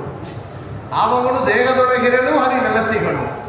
ಅವ ಇದ್ದರೆ, ಆ ವಾಯುದೇವರು ಇದ್ದರೆ ಹರಿ ನೆಲಸಿ ಇದ್ದಾನೆ. ಆ ವಾಯುದೇವರು ಇಲ್ಲದಿದ್ದರೆ ಹರಿ ಇರೋದಿಲ್ಲ. ಇದಕ್ಕೆ ಉದಾಹರಣೆಗಳು ಪುರಾಣಗಳಲ್ಲಿದೆ, ಮಹಾಭಾರತದಲ್ಲಿದೆ, ರಾಮಾಯಣದಲ್ಲಿದೆ. ರಾಮದೇವರು ನೋಡಿ, ಇಂದ್ರದೇವರ ಅವತಾರವಾದ ವಾಲಿಯನ್ನ ಹೊರಗೆ ಇದ್ದು ಬಾಣವನ್ನು ಬಿಟ್ಟ ರಾಮದೇವರು. ಯಾರಕ್ಕಾಗಿ? ಸೂರ್ಯ ಅವತಾರವಾದ ಸುಗ್ರೀವನಿಗೆ ಅನುಗ್ರಹವನ್ನು ಮಾಡುತ್ತಾ ಇಂದ್ರ ಅವತಾರವಾದ ವಾಲಿಯನ್ನು ಕೆಳಗೆ ಬಿದ್ದಿಸಿದ. ಯಾರು? ರಾಮದೇವರು. ಅದೇ ರಾಮ ಕೃಷ್ಣನಾಗಿ ಅವತಾರ ಮಾಡ ಮೇಲೆ ಸೂರ್ಯ ಅವತಾರವಾದ ಕರ್ಣನನ್ನ ಕೊಂದ. ಯಾರಿನಿಂದ? ಇಂದ್ರ ಅವತಾರವಾದ ಅರ್ಜುನನಿಂದ. ಅರ್ಜುನನಿಗೆ ಅನುಕೂಲವನ್ನು ಮಾಡುತ್ತಾ ಸೂರ್ಯ ಅವತಾರವಾದ ಕರ್ಣನ ಕೊಂದಿದ್ದಾನೆ ಭಗವಂತ. ಇದೇನಪ್ಪ ಭಗವಂತ ಈಗ ಪಾರ್ಟಿ ಜಂಪ್ ಮಾಡಿದ್ದಾನಲ್ಲ, ಕಚ್ಚಿ ಮಾಡಿದ್ದಾನಲ್ಲ ಭಗವಂತ ಅಂತ ಕೇಳಿದರೆ ಯಾತಕ್ಕೆ ಅಂತ ಕೇಳಿದರೆ, ರಾಮಾಯಣ ಕಾಲದಲ್ಲಿ ತ್ರೇತಾಯುಗದಲ್ಲಿ ಇಂದ್ರ ಅವತಾರ ಸೂರ್ಯ ಅವತಾರವಾದ ಸುಗ್ರೀವನಿಗೆ ಯಾರು ಅನುಗ್ರಹವನ್ನು ಮಾಡ್ತಾ ಇದ್ರು? ವಾಯುದೇವರು. ಆದ ಅವತಾರವಾದ ಹನುಮ ಅಲ್ಲಿ ಇದ್ದದಿಂದ ಸೂರ್ಯ ಅವತಾರವಾದ ಸುಗ್ರೀವನಿಗೆ ಅನುಗ್ರಹವನ್ನು ಮಾಡಿದ, ಇಂದ್ರ ಅವತಾರವಾದ ವಾಲಿಯನ್ನು ಕೊಂದ. ಅದೇ ಕೃಷ್ಣಾವತಾರ ಕಾಲದಲ್ಲಿ ವಾಯುದೇವರ ಅವತಾರವಾದ ಭೀಮಸೇನ ದೇವರು ಯಾರ ಜೊತೆಯಾಗಿದ್ದರು? ಇಂದ್ರ ಅವತಾರವಾದ ಅರ್ಜುನನ ಜೊತೆಯಾಗಿದ್ದರು. ಅವನಿಗೆ ಅನುಗ್ರಹವನ್ನು ಮಾಡ್ತಾ ಇದ್ರು. ಅದರಿಂದ ಸೂರ್ಯ ಅವತಾರವಾದ ಸುಗ್ರೀವನನ್ನ, ಸೂರ್ಯ ಅವತಾರವಾದ ಕರ್ಣನನ್ನ ಕೊಂದಿದ್ದಾನೆ ಕೃಷ್ಣ ಪರಮಾತ್ಮ. ಆವವನ ದೇಹದೊಳಗಿರಲು ಹರಿತಾ ನಡೆಸಿಗಳು, ಆವವನದೊಳಗೆ ಹರಿತಾ ತೊಲಗುವ. ಹನುಮನ ಮತವೇ ಹರಿಯ ಮತವು, ಹರಿಯ ಮತವೇ ಹನುಮನ ಮತವು. ಈ ವಿಷಯವನ್ನು ಶ್ರೀಪಾದರಾಜರು ಹೇಳ್ತಾರೆ. ಕರಣಾಭಿಮಾನಿ ಸುರರು ದೇಹವನ ಬಿಡಲು ಕುರುಡಕ್ಕೆ ಬಿಡ ಮೂಕನೆಂದಲಿಸುವ ಪರಮ ಮುಖ್ಯ ಪ್ರಾಣ ತೊಲಗಲ ದೇಹವನ್ನು ಅರಿತು ಪೆರಡೆಂದು ಪೇಳುವರು ಬುಧ ಜನ. ನೋಡ್ರಿ, ಒಂದು ಪರೀಕ್ಷೆಯನ್ನು ಮಾಡಿದಿರುತ್ತೆ. ಯಾರು ಸರ್ವೋತ್ತಮ ಅಂತ ತಿಳಿಯಬೇಕಾದರೆ ದೇಹದಲ್ಲಿ ಇರುವಂಥ ಒಬ್ಬೊಂದು ಇಂದ್ರಿಯ ಅಭಿಮಾನಿ ದೇವತೆಗಳು ಹೊರಡಬೇಕು. ಕಣ್ಣಿಗೆ ಅಭಿಮಾನಿ ದೇವದ ಸೂರ್ಯ ಹೊರಟಿದ್ದ ಕುರುಡನಾದ, ಕಿವಿ ಅಭಿಮಾನಿ ದೇವತೆಗಳು ಹೊರಟರು ಚಂದ್ರ ಹೊರಟ ಕುರುಡನಾದ, ವಾಕ್ಯ ಅಭಿಮಾನಿ ದೇವದ ಅಗ್ನಿ ಹೊರಟಿದ್ದ ಮೂಕನಾದ. ಉಸಿರಾಟ ಮಾತ್ರ ಇದೆ. ಯಾಗ ಪರಮ ಮುಖ್ಯ ಪುರಾಣ ತೊಲಗಲ ದೇಗವನ್ನು ಅರಿತು ಬೆರನೆಂದು ಬೀಳುವರು ಬುಧ ಜನ. ಯಾಗ ವಾಯುದೇವರ ದೇಹವನ್ನು ಬಿಟ್ಟು ಹೊರಟಿದ್ದರೋ ಆಗ ಪೆಣವೆಂದು ಬೀಳುವರು ಬುಧ ಜನ. ಹೊರಗಾಕುತ್ತಾರೆ ಪೆಣ ಅಂತ ಹೇಳಿ.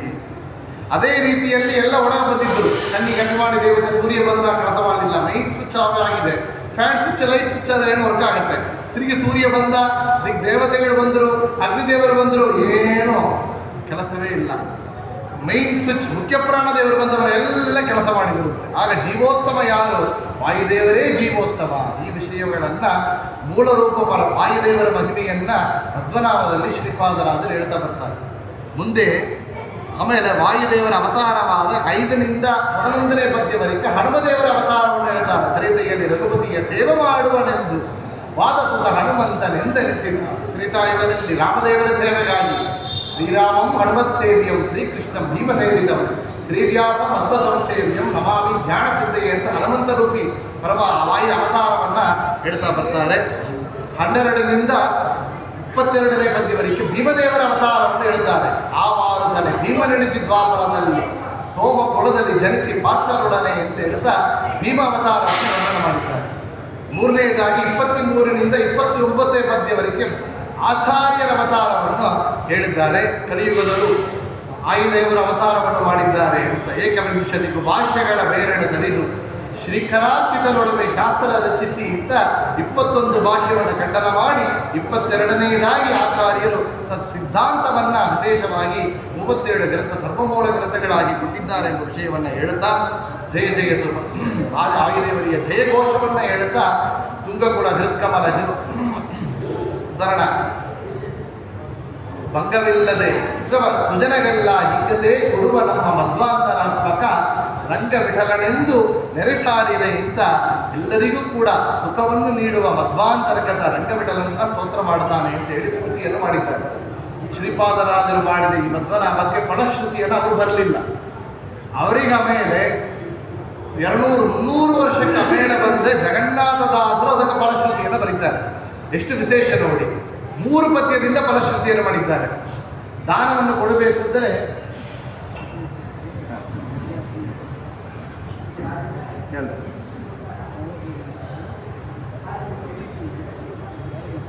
ಅದು ಬೇಡ, ಅಲ್ಲಿಗೆ ಚೆಕ್ ಮಾಡಿ.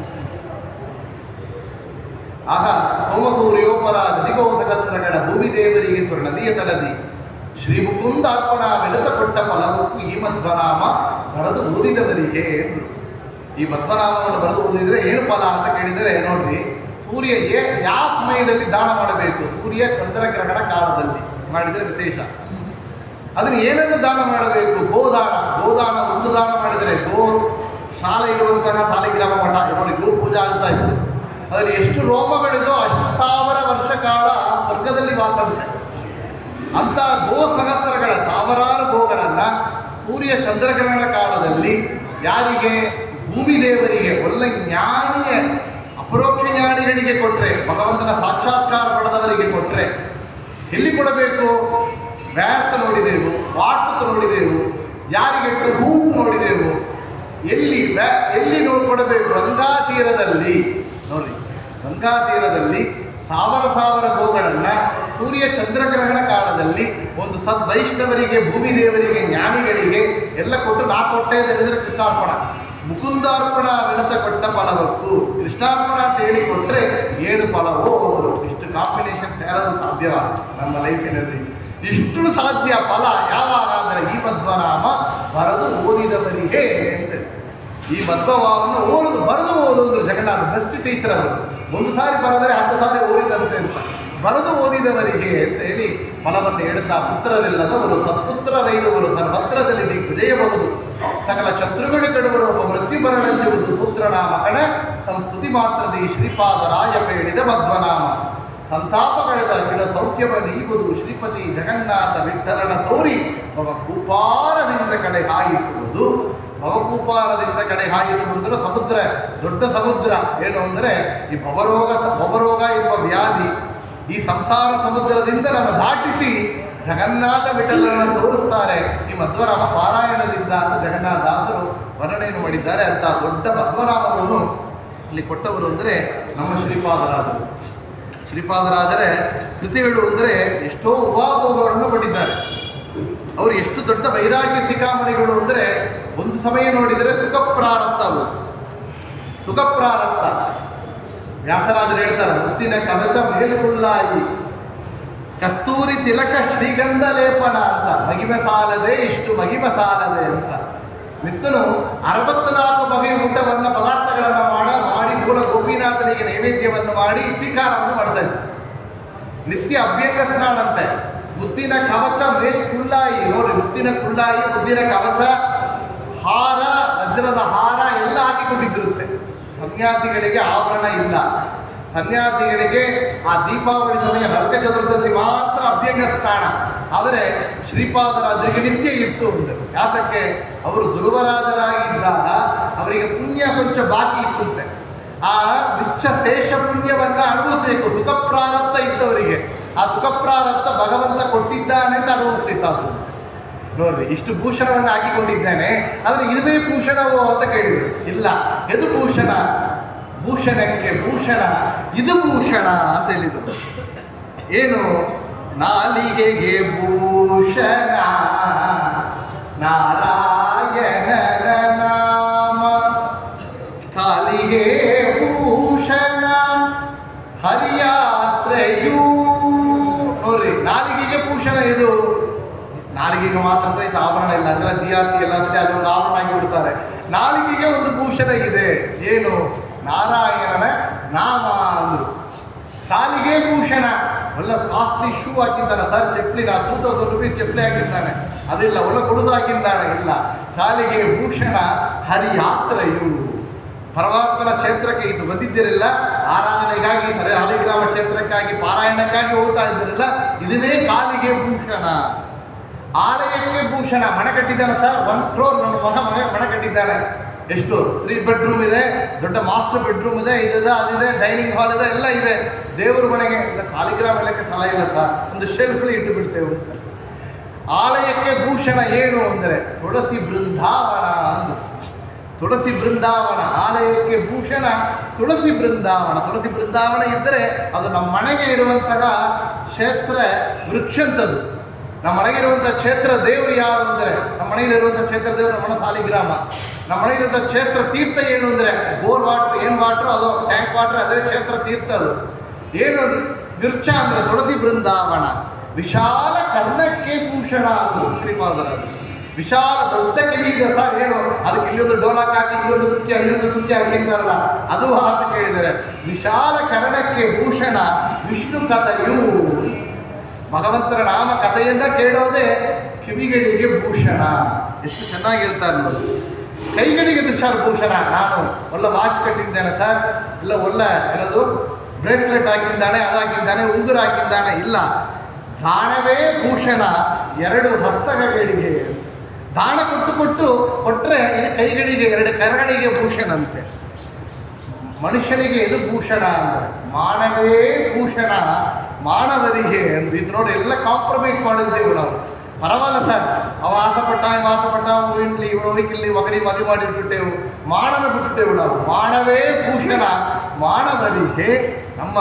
ನಮ್ಮ ಸ್ವಯಂ ಮರ್ಯಾದೆಯನ್ನು ಬಿಡಬಾರದು, ಮಾನವನ್ನು ಬಿಡಬಾರದು. ಮಾನವೇ ಭೂಷಣ ಮಾನವರಿಗೆ, ಜ್ಞಾನವೇ ಭೂಷಣ ಮುನಿ ಯೋಗಿವರಿಯರಿಗೆ. ನೋಡಿ, ಸನ್ಯಾಸಿಗಳಿಗೆ ಏನು ಭೂಷಣ? ಜ್ಞಾನವೇ ಭೂಷಣ ಅಂತೆ. ಬರೀ ಅವರೇನಿಟ್ಟಿದ್ದಾರೆ, ಅವರಿಟ್ಟಿರೋದು ಗೋಪಿನ ಒಂದು ದಂಡ ಕಮಂಡಲ ಏನಿಲ್ಲ. ಏನು ಭೂಷಣವಾಗಿದೆ ಅವರಿಗೆ ಅಂದರೆ ಜ್ಞಾನವೇ ಭೂಷಣ ಮುನಿ ಯೋಗಿವರರಿಗೆ. ಮಾನವಿಗೆ ಭೂಷಣ. ಸ್ತ್ರೀಗಳಿಗೆ ಇದು ಭೂಷಣ ಅಂತ ಕೇಳಿದರು. ಅವ್ರು ಹಾಕಿ ಮುಟ್ಟಿಕೊಳ್ಳುವ ಸ್ತ್ರೀ ಆ ಪಟ್ಟ ಸೀರೆಯೋ ಆಭರಣವೋ ಅದೆಲ್ಲ. ಮಾನವಿಗೆ ಭೂಷಣ ಪತಿಭಕ್ತಿಯು. ಪತಿಯಂತರ್ಗತ ಲಕ್ಷ್ಮೀಪತಿಯನ್ನು ಧ್ಯಾನ ಮಾಡಿದರೆ ಅದುವೇ ಭೂಷಣ. ರಂಗನ್ನ ನೋಡುವುದೇ ಕಂಗಡಿಗೆ ಭೂಷಣ. ಮಂಗಳಾಂಗಗೆ ಮಣಿವ ಸುರಭೂಷಣ. ಶೃಂಗಾರ ತುಳಸಿ ಮಣಿ ಕೊರಳಿಗೆ ಭೂಷಣ ಅಂತ. ನಾವು ಎಷ್ಟೋ ಚೈನ್ ಹಾಕಿಲ್ಲ ಏನಾಗಿಬಹುದು. ಶೃಂಗಾರ ತುಳಸಿ ಮಣಿ ಕೊರಳಿಗೆ ಭೂಷಣ. ಬೇರೆ ಏನು ಭೂಷಣ? ರಂಗವಿಠಲ ನಾಮವೇ ಅತಿಭೂಷಣ ಅಂತ. ಆ ಭಗವಂತ ರಂಗವಿಠಲ ನಿನ್ನ ನಾಮ ಇದಲ್ಲ, ಇದುವೇ ಅತಿಭೂಷಣ. ನೋಡಿ, ಅವರು ಇಷ್ಟೊಂದು ಆಭರಣ ಎಲ್ಲ ಹಾಕಿದ್ದಾರಲ್ಲ, ಇದೇನು ಆಭರಣ, ಇದೆಲ್ಲ ಭೂಷಣ ಇಲ್ಲ, ಇದೆಲ್ಲ ಭೂಷಣ ಅಂತ ಶ್ರೀಪಾದರಾಜರು ಮಾಡಿಕೊಟ್ಟೆ ಒಂದು ಕೃತಿ. ಆ ಕೇಳಿದ್ರಂತೆ, ಏನು ಸ್ವಾಮಿ 64 ಬಗೆ ಊಟ ಮಾಡ್ತಾ ಇದ್ದೀರಲ್ಲ, ಇದೇನು ನಿಮಗೆ ನಾಲಿಗೆ ಚಪ್ಪಳ ಬಿಲ್ಲಿಲ್ಲವೋ ಎಲ್ಲ ಮಾತಾಡ್ತಾರೆ ಆ ಕಾಲದಲ್ಲಿ. ಈಗಿರೋರು ಇದ್ದಾರೆ, ಆಗಿರೋರು ಇದ್ದಾರೆ. ಶ್ರೀಪಾದರಾಜರು ಏನು ಮಾಡಿದರು ಅಂದರೆ, ಇದು ನನಗೆ ಸಮರ್ಪಣೆ ಇಲ್ಲ, ಮೂಲ ಗೋಪಿನಾಥ ದೇವರಿಗೆ 64 ಬಗೆ ಸಮರ್ಪಣೆ ಆಗಬೇಕು ಅಂತ ಮಾಡ್ತಾ ಇದ್ದೇನೆ. ಇದು ನನ್ನ ಸಂಕಲ್ಪ ಇಲ್ಲ, ಭಗವಂತನ ಸಂಕಲ್ಪ. ಏನು ಮಾಡಬೇಕು, ಬಿಸಿ ಬಿಸಿಯಾಗಿ ಒಳಗೆ ಬಿಂಬರೂಪಿಯಾದ ಪರಮಾತ್ಮನಿಗೆ ಕೊಟ್ಟಿದ್ದಾನೆ, ನಾ ಕೇಳಿದರೆ ಮತ್ತು ಕೊಡ್ತಾನೆ ವಾಪಸ್ಸು. ಬಿಸಿ ಬಿಸಿಯಾಗ ಹೊರಗೆ ತೆಗೆದಿಟ್ಟಿದ್ರಂತೆ ಎಲ್ಲ ಪದಾರ್ಥಗಳನ್ನು, 64 ಬಗೆ ಪದಾರ್ಥಗಳನ್ನು ಪ್ರಾರ್ಥನೆ ಮಾಡಿದರೆ ಒಳಗಿರುವಂಥ ಬಿಂಬರೂಪಿ ಹಾಗೆ ಕೊಟ್ಟಿದ್ದಾನೆ, ಎಲ್ಲ ತೆಗೆದು ಹೊರಗಿಟ್ಟಿದ್ದು. ಇದೇಗೆ ಸ್ವಾಮಿ ಸಾಧ್ಯವಾ? ನೋಡ್ರಿ, ಎಲ್ಲಿದ್ದರೂ 64 ಬಗೆ ಸಾಧ್ಯವಾ? ಸಾಧ್ಯ ಅಂದು ಎಲ್ಲಿದ್ದರೆ ಸಾಧ್ಯ. ಅವ ಮಾಡಿಸಿದ್ದಾನೆ, ಅವನ ಇಟ್ಟಾಂಗ ಇರುವನೋ ಹರಿಯೇ ಒಂದು ಪದ್ಯವನ್ನು ಮಾಡಿದ್ದಾರೆ. ಇಟ್ಟಾಂಗೆ ಇರುವೇನೋ ಹರಿಯೇ ಎನ್ನ ತೊರೆಯೇ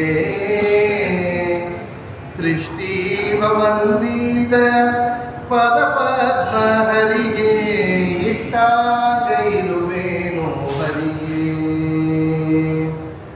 ಸಣ್ಣ ಸಲ್ಯೋದನ್ನ ಬೆನ್ನೆ ಕಾಸಿತ ತುಪ್ಪ ಚಿನ್ನದ ಹರಿವಾಣದಲ್ಲಿ ಭೋಜನ ಗನ್ನ ಮಹಿಮಾ ನಿನ್ನ ಕರುಣ ತಪ್ಪಿದ ಮೇಲೆ ಗನ್ನ ಮಹಿಮಾ ನಿನ್ನ ಕರುಣ ತಪ್ಪಿದ ಮೇಲೆ ಕಡನ್ನ ಕಾಣದೆ ಬಾಯ ಬಿಡುಸುಟಿ ಹರಿಯೇ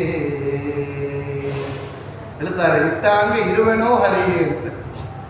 ಸಣ್ಣ ಸಾಲ್ಯೋದನ್ನ ಬೆಣ್ಣೆ ಕಾಸಿದ ತುಪ್ಪ ಚಿನ್ನದ ಹರಿವಾಣದಲ್ಲಿ ಭೋಜನ.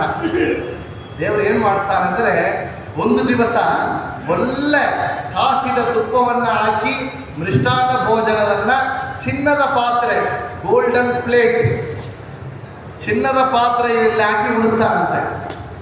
ಅವ ದೈವ ಇಲ್ಲದಿದ್ದರೆ ಏನು ಊಟ ಇಲ್ಲಂತೆ, ನೀರು ಕೂಡ ಸಿಕ್ಕೋದಿಲ್ಲ, ಬಾಯಿ ಬಿಡಿಸಿ ಬಿಯೋ ಹರಿಯೇ ಉಪವಾಸದಲ್ಲಿ ಕುಡಿಸ್ತಾರಂತೆ. ಸುತ್ತೀಲಿ ಏನು ಇರೋದಿಲ್ಲ, ಅನ್ನ ಊಟ ಇಲ್ಲ, ಏನೋ ಟ್ರಾವೆಲ್ ಮಾಡ್ತಾ ಇದ್ದೇವೆ, ಲೇಟ್ ಆಗಿದೆ, ಟ್ರಾಫಿಕ್ ಜಾಮ್ ಆಗಿದೆ, ನೀರು ತಿಂಡಿ ಇಲ್ಲ, ಉಪವಾಸದಿಂದ ಕೂಡಿಸ್ತಾನೆ. ಹಾಗಿದ್ದರೂ ಇಟ್ಟಾಂಗ ಇರುವೆನೋ ಹರಿಯೇ ಹೇಳ್ತಾರೆ. ಕೆನ್ನೆ ಹಾಲಿನ ಕೆನೆಯಂತೆ ಇರುವಂತ ಹಾಸಿಗೆ, ಹೆಂಗೆ ಹಾಲಿದೆ ಕೆನೆಯಂತೆ ಇರುವಂತ ಹಾಸಿಗೆ, ಅಷ್ಟು ಸಾಫ್ಟ್ ಆಗಿರುತ್ತಂತೆ. ಒಳ್ಳೆ ಮನೆಯಲ್ಲಿ ಬೆಳಕಿರುವಂಥ ಜಾಗ, ಆ ಚಂದ್ರನ ಕಿರಣಗಳು ಬರ್ತಾ ಇದೆ, ಗಾಳಿ ಬೀಸ್ತಾ ಇದೆ, ಆ ಮುಟ್ರಂತ ಹೇಳ್ತೇವಿಲ್ಲ ಅಂತಹ ಜಾಗದಲ್ಲಿ ಮಳಿಕೊಂಡು ಒಳ್ಳೆ ಆರಾಮಾಗಿ ನಿದ್ರೆ. ಈಗಲೂ ಮಳಿಸ್ತಾನಂತೆ. ಇನ್ನೊಂದು ದಿವಸ ನೋಡಿದರೆ ಏನಿಲ್ಲ, ಕೈಯನ್ನೇ ಬಿಂಬು ಮಾಡಿಕೊಂಡು ನೆಲದಲ್ಲಿ ಮಳಿಸುತ್ತೀಯೋ ಪರಮಾತ್ಮ, ಇಟ್ಟಾಂಗ ಇರುವೆನೋ ಹರಿಯೇ. ನೋಡಿ, ಒಳ್ಳೆ ಕುದುರೆಯಲ್ಲಿ ಎಲ್ಲ ಭೋಗಗಳನ್ನು ಅನುಭವಿಸ್ತಾ ಕುದುರೆಯಲ್ಲಿ ಒಳ್ಳೆ ಯಾತ್ರೆ ಸವಾರಿ ಮಾಡ್ತಾ ಇದೆಯಾ. ಇನ್ನೊಂದು ದಿನ ಕಾಲಲ್ಲಿ ಚಪ್ಪಲಿ ಎಲ್ಲ ಇಟ್ಕೊಡಲ್ಲ, ಬುರಿ ಕಾಳಿನಲ್ಲಿ ಕಲ್ಲು ಕುಕ್ಕುತ್ತಾ ಬುರಿ ಕಾಳಿನಲ್ಲಿ ನಡೆಸ್ತಾ ಇದ್ದೀಯೋ, ಇಟ್ಟಾಗ ಇರುವಳೋ ಹರಿಯೇ. ಆಗ ಕೊಟ್ಟರು ನಾನು ಸಂತೋಷ ಪಡುವನಲ್ಲ, ಈಗ ಕಷ್ಟಪಟ್ಟರು ನಾನು ದುಃಖ ಪಡುವವಲ್ಲ. ಸುಖವಾಗಲಿ ಬದು ದುಃಖವಾಗಲಿ ಸಕ ನೀನಾಗಿರೋ ಪಾಂಡುರಂಗ, ಇಟ್ಟಾಗ ಇರುವಳೋ ಹರಿಯೇ. ನೋಡ್ರಿ, ಒಂದು ಬಾರಿ ಒಂದು ಕಾಣಕಂತ ಹೋಗಿದ್ದಾರೆ, ಯಾತ್ರಾ ಮಾರ್ಗದಲ್ಲಿ ಹೋಗಬೇಕು, ದೊಡ್ಡ ವನಾಂತರ, ಮಧ್ಯಾಹ್ನ ಕಾಲ ಬಂದಿದೆ, ಸ್ನಾನ ಮಾಡಿ ಗೋಪಿನಾಥ ದೇವರಿಗೆ ಪೂಜೆಯನ್ನು ಮಾಡಬೇಕಾಗಿದೆ. ಏನು ಇಲ್ಲ, ಕೈಯಲ್ಲಿ ಪದಾರ್ಥಗಳಿಲ್ಲ, 64 ಬಗೆ ಪೂಜೆ ಮಾಡಬೇಕಾಗಿದೆ. ಇಟ್ಟಾಂಗ ಇರುವಳೋ ಹರಿಯೇ. ಭಗವಂತ ಹರಿಚಿತ್ತ ಸತ್ಯ, ಅವ ಸತ್ಯ ಸಂಕಲ್ಪ. ನಾ ಇಲ್ಲಿ ಬಂದಿದ್ದಾನೆ ಅಂತ ನಡೆಯೋದು ಎಲ್ಲಿ ನಡೀತಾ ಇದೆ. ನೋಡಿ, ಆ ಸಮಯದಲ್ಲಿ ಒಂದು ಘಾಟಿ ತುಂಬ ಪದಾರ್ಥಗಳು ತುಂಬಿಸಿ ಬಂದಂತೆ. ಇಲ್ಲಿ ಆ ವನಾಂತರ ಪ್ರಾಂತ್ಯದಲ್ಲಿ ಶ್ರೀಪಾದರಾಜರು ಅವರು ಶಿಷ್ಯರ ಜೊತೆಯಾಗಿ ಹೋಗುವಂತಹ ಸಮಯದಲ್ಲಿ ಬಂದಿದ್ದಾರೆ.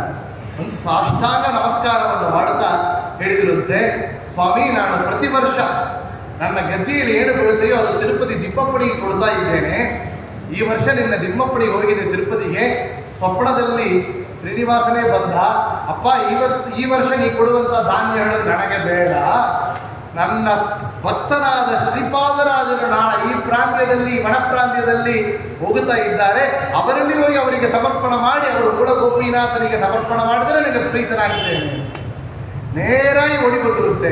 ಅಂಥ ಒಣ ಪ್ರಾಂತ್ಯದಲ್ಲಿ ಕೈಯಲ್ಲಿ ಏನು ಪದಾರ್ಥಗಳು ಇಲ್ಲದಿದ್ದರೂ ಕೂಡ 64 ಬಗೆ ಪದಾರ್ಥಗಳು ಅಲ್ಲಿ ಸಿದ್ಧ ಮಾಡಿ ಭಗವಂತನಿಗೆ ತಯಾರು ಮಾಡಿ ನೈವೇದ್ಯವನ್ನು ಮಾಡಿ ಸ್ವೀಕಾರ ಮಾಡಿದ್ದಾರೆ ಶ್ರೀಪಾದರಾಜರು. ಅಂದರೆ ಇಟ್ಟಾಂಡ ಇರುಗಳು ಕರಿಯೇ ಅಂತ ಅವರು ರಚನೆ ಮಾಡಿದ ಆ ಒಂದು ಪದ್ಯಕ್ಕೆ ಸಾಕ್ಷಿಯಾಗಿ ಅವರ ಘಟನೆಗಳನ್ನು ನೋಡ್ತೇವೆ.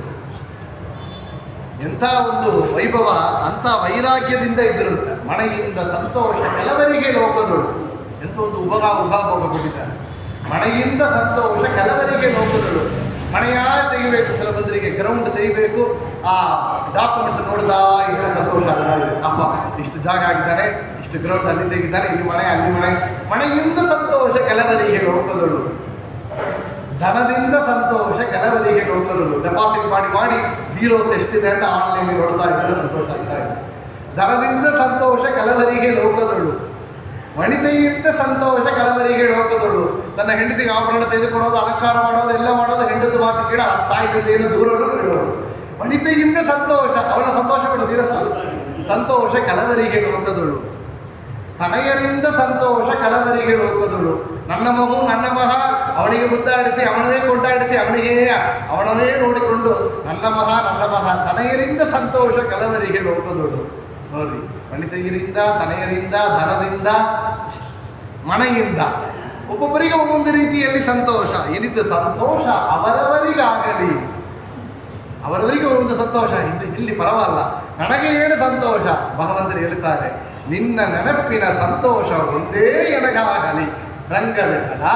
ನಿನ್ನ ನೆನಪಿನ ಸಂತೋಷ ಒಂದು, ಅದು ಸಾಕಪ್ಪ ನನಗೆ. ನಿನ್ನ ನೆನಪಿನ ಸಂತೋಷ ಒಂದೇ ಎನಗಾಗಲಿ ರಂಗವಿಠಲ. ಶ್ರೀಪಾದರಾಜರು ಎಷ್ಟು ದೊಡ್ಡ ವೈರಾಗ್ಯ ಶಿಖಾಮಣಿಗಳು ಅಂತ ನೋಡಬೇಕು. ನಮಗೆ ನೋಡಿ, ತಿರುಪತಿಯಲ್ಲಿ ಒಂದು ಕೋಟ ಇದೆ ಸರ್, 10 ನಿಮಿಷ ನಿಂತು ನೋಡ್ಬೋದು. ಒಂದೇ ಟಿಕೆಟ್ ನಾವು ಯಾರಿಗೆ ಕೊಡ್ತೇವೆ ಕೊಟ್ಟರೆ ಹೆಂಡತಿ ಮಕ್ಕಳಿಗೆ ಕೂಡ ಕೊಡೋದಿಲ್ಲ. ನಾವು ಹೋಗಿ ಬರಬೇಕು ಅಂತ ನಾವು ನಡೆಸ್ತೇವೆ. ಯಾತಕ್ಕೆ? ನಮಗೆ ಅನುಭವಿಸಬೇಕು ಅಂತ.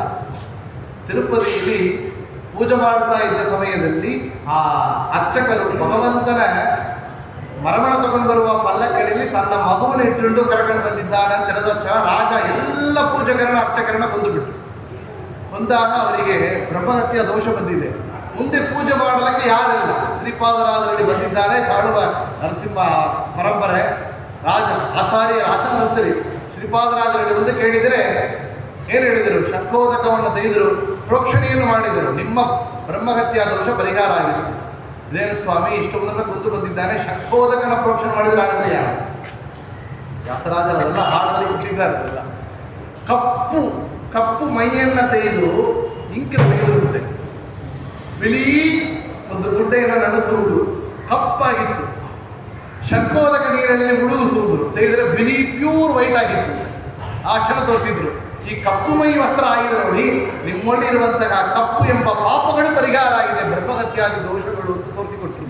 ಇಲ್ಲ ಮುಂದೆ ಪೂಜೆ ನಡಿಬೇಕಲ್ಲ, ಆ ತಿರುಪತಿ ಪೂಜೆ ನಡಲಿಕ್ಕೆ ಆಡಲ್ಲ, ಪೂಜೆ ಮಾಡಲಿಕ್ಕೆ ನಾನೇ ಹೋಗಿ ಕೊಡ್ತಾನೆ ಅಂತ ಕೂತಿರ್ಬೋದು. ನನ್ನ ಶಿಷ್ಯರಾದ ವ್ಯಾಸರಾಜರನ್ನ ಕಳಿಸಿಕೊಟ್ಟು ಏನೋ 10 ನಿಮಿಷ 12 ನಿಮಿಷ ಇಲ್ಲ, 12 ವರ್ಷ ಕಾಲ ತಿಮ್ಮಪ್ಪನ ಮುಟ್ಟಿ ಪೂಜೆ ಮಾಡುವಂಥ ಮಹಾಭಾಗ್ಯವನ್ನ ತಮ್ಮ ಶಿಷ್ಯರಾಗಿ ಬಿಟ್ಟುಕೊಟ್ಟು ಕಾರಣದಿಂದ ಕೊಟ್ಟಿದ್ದಾರಲ್ಲ. ಶಿಷ್ಯರ ಮೇಲೆ ವಾತ್ಸಲ್ಯ, ಇದು ಗುರು ಶಿಷ್ಯ ಭಾವ. ಅಂತ ಒಂದು ದೊಡ್ಡ ವೈರಾಗ್ಯ ಶಿಖಾಮಣಿಗಳು ಅಂದರೆ ಅದು ಶ್ರೀಪಾದರಾಜರು. ಅದೇ ವ್ಯಾಸರಾಜರು 12 ಪೂಜೆ ಮಾಡಿದರೆ ಇಲ್ಲಿ ಇದ್ದಿರ್ಬೋದು. ಇದು ಅವರು ಪರ್ಮನೆಂಟ್ ಆಗಿದ್ದರೆ ಅದು ವ್ಯಾಸರಾಜ ಪಟವಾಗಿರ್ತದೆ ತಿರುಪತಿ. ಆದರೆ ಮುಂದೆ ಅದೇ ಅರ್ಚಕರ ಮಗ ಒಬ್ಬ ಹುಟ್ಟಿದಾಗ ದೂರದಲ್ಲಿ ಭಕ್ತು ಕರೆದು ಅವರಿಗೆ ಎಲ್ಲ ಕ್ರಮದಿಂದ ಹೇಳಿಕೊಟ್ಟು ಇಡೀ ತಿರುಪತಿ ತಿಮ್ಮಪ್ಪನ ಕ್ಷೇತ್ರವನ್ನು ಒಪ್ಪಿಸಿ ಬಂದಿದ್ದಾರೆ ಅಂದರೆ ವ್ಯಾಸರಾಜರು ಎಷ್ಟು ವೈರಾಗ್ಯರಾಗಿರಬೇಕು. ನಮಗೆ ಎಷ್ಟು ಭಗವಂತ ಕೊಟ್ಟಿದ್ದಾನೋ ಅಷ್ಟು ಮಾಡಬೇಕು ಎಂಬ ಆ ಭಗವಂತನ ಸಂಕಲ್ಪನ ಅರಿತು ಮಾಡಿದವರು ಇಟ್ಟಾಗ ಇರುವಳು ಹರಿಯೇ ಅಂತ ನಾವು ಕೇಳುತ್ತೇವೆ. ಇಂದು ಎಷ್ಟೋ ಕೃತಿಗಳು ಭಗವಂತನ ಒவ்வೊಂದು ಕ್ಷೇತ್ರಕ್ಕೆ ಹೋಗಿ ಆ ಊರಿನಲ್ಲಿರುವಂತಹ ಕ್ಷೇತ್ರ ಮೂರ್ತಿಯನ್ನು ವರ್ಣನೆ ಮಾಡಿದ್ದಾರೆ. ಇಲ್ಲಿ ನಮ್ಮ ಪಕ್ಕದಲ್ಲಿರುವಂಥ ಕಾಂಚೀಪುರಕ್ಕೆ ಬಂದಿದ್ದಾರೆ. ಕಾಂಚೀಪುರ ಕ್ಷೇತ್ರದಲ್ಲಿ ವರದರಾಜರ ಗರುಡ ಸೇವೆಯನ್ನು ವರ್ಣನೆ ಮಾಡುತ್ತಾರೆ. ವರದನು ಬರುವ ಚಂದ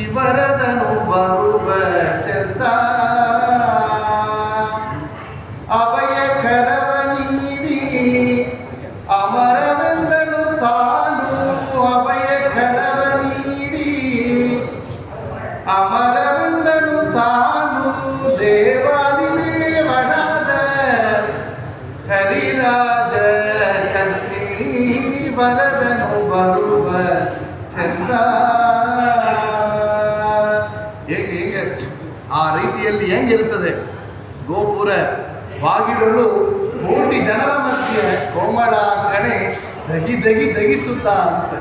ಆ ಗೋಪುರ ಬಾಗಿಲುಗಳು ಕೋಟಿ ಜನರು ಸೇರ್ತಾರೆ. ಆ ಕೋಟಿ ಜನರ ಮಧ್ಯದಲ್ಲಿ ದಗಿ ದಗಿ ತೆಗಿಸಿರತ್ತ ಮುಂಚಿನಂತೆ ಕಾಣಿಸಿರದ ವರದ ಆವರಣಗಳಿಂದ ಅವನ ತೇಜಸ್ಸಿನಿಂದ ಭಗವಂತನ ಸೌಂದರ್ಯ ಅಂತ ಹೇಳಿ ಸುತ್ತಿ ಬರುವುದಕ್ಕೆ, ಆ ಸುತ್ತಿ ಬರದರೆ ಎಲ್ಲ ಬೀದಿಯಲ್ಲಿ ಮನೋರಥ ಅಂದಿದ್ದರೆ ಒಬ್ಬೊಬ್ಬರು ರಂಗೋಲಿಯನ್ನು ಹಾಕಿ ತೋರಣಗಳನ್ನು ಕಟ್ಟಿದ್ದಾರೆ. ಆ ರಂಗ ವಿಠಲ ಬಂದ ಆ ಒಂದು ವರ್ಣನೆಯನ್ನು ಮಾಡಿದ್ದಾರೆ ಶ್ರೀಪಾದರಾಜರು ಅಂತ ಕೇಳುತ್ತೇವೆ. ಅಂತ ವಿಶೇಷವಾಗಿ ಎಷ್ಟೋ ಕೃತಿಗಳು ಬುದ್ಧಿರ್ಬಲಂ ಯಶೋಧೈರ್ಯಂ ನಿರ್ಭಯತ್ವ ಮರೋಗದ ಮಧಾಜ್ಞಂ ವಾಕ್ಪಡತ್ವಂ ಚ ಹನುಮ ಸ್ಮರಣಾದ್ಭವೇ ಅಂತ ಹನುಮಂತ ದೇವರನ್ನ ಸ್ಮರಣ ಮಾಡಿದರೆ ಇದೆಲ್ಲ ಬರ್ತಾ ಇದೆ ಅಂತ ನಾವು ಕೇಳ್ತೇವೆ. ಇದೇ ಶ್ಲೋಕವನ್ನು ಆಂಗೆ ಮಾಡಿದ್ದಾರೆ ಕನ್ನಡದಲ್ಲಿ. ಬರುವುದು ಬುದ್ಧಿಯು ಬಲವು ಕೀರುತಿಯು ಬುದ್ಧಿರ್ಬಲಂ ಯಶೋಧೈರ್ಯಂ ನಿರ್ಭಯತ್ವಂ ಅರೋಗತ ನಿರುತದಿ ಧೈರ್ಯವೂ ನಿರ್ಭಯತ್ವವು ಹೇಳ್ತಾರೆ ನೋಡ್ರಿ. ಬರುವುದು ಬುದ್ಧಿಯು ಬಲವು ಕೀರುತಿಯು ನಿರುತದಿ ಧೈರ್ಯವು ನಿರ್ಭಯತ್ವವು ಆರೋಗಾನಂದ ಅಜಾದ್ಯ ವಾಕ್ಪಡತ್ವವು ನೋಡ್ರಿ. ಅರೋಗಂ ಅಜಾದ್ಯಂ ವಾಕ್ಪಡತ್ವಂ ಚ ಹರೇ ರಂಗವಿಠಲ ಹನುಮ ಎಣಲು. ಹರೇ ರಂಗವಿಠಲ ಹನುಮ ಎಣಲು.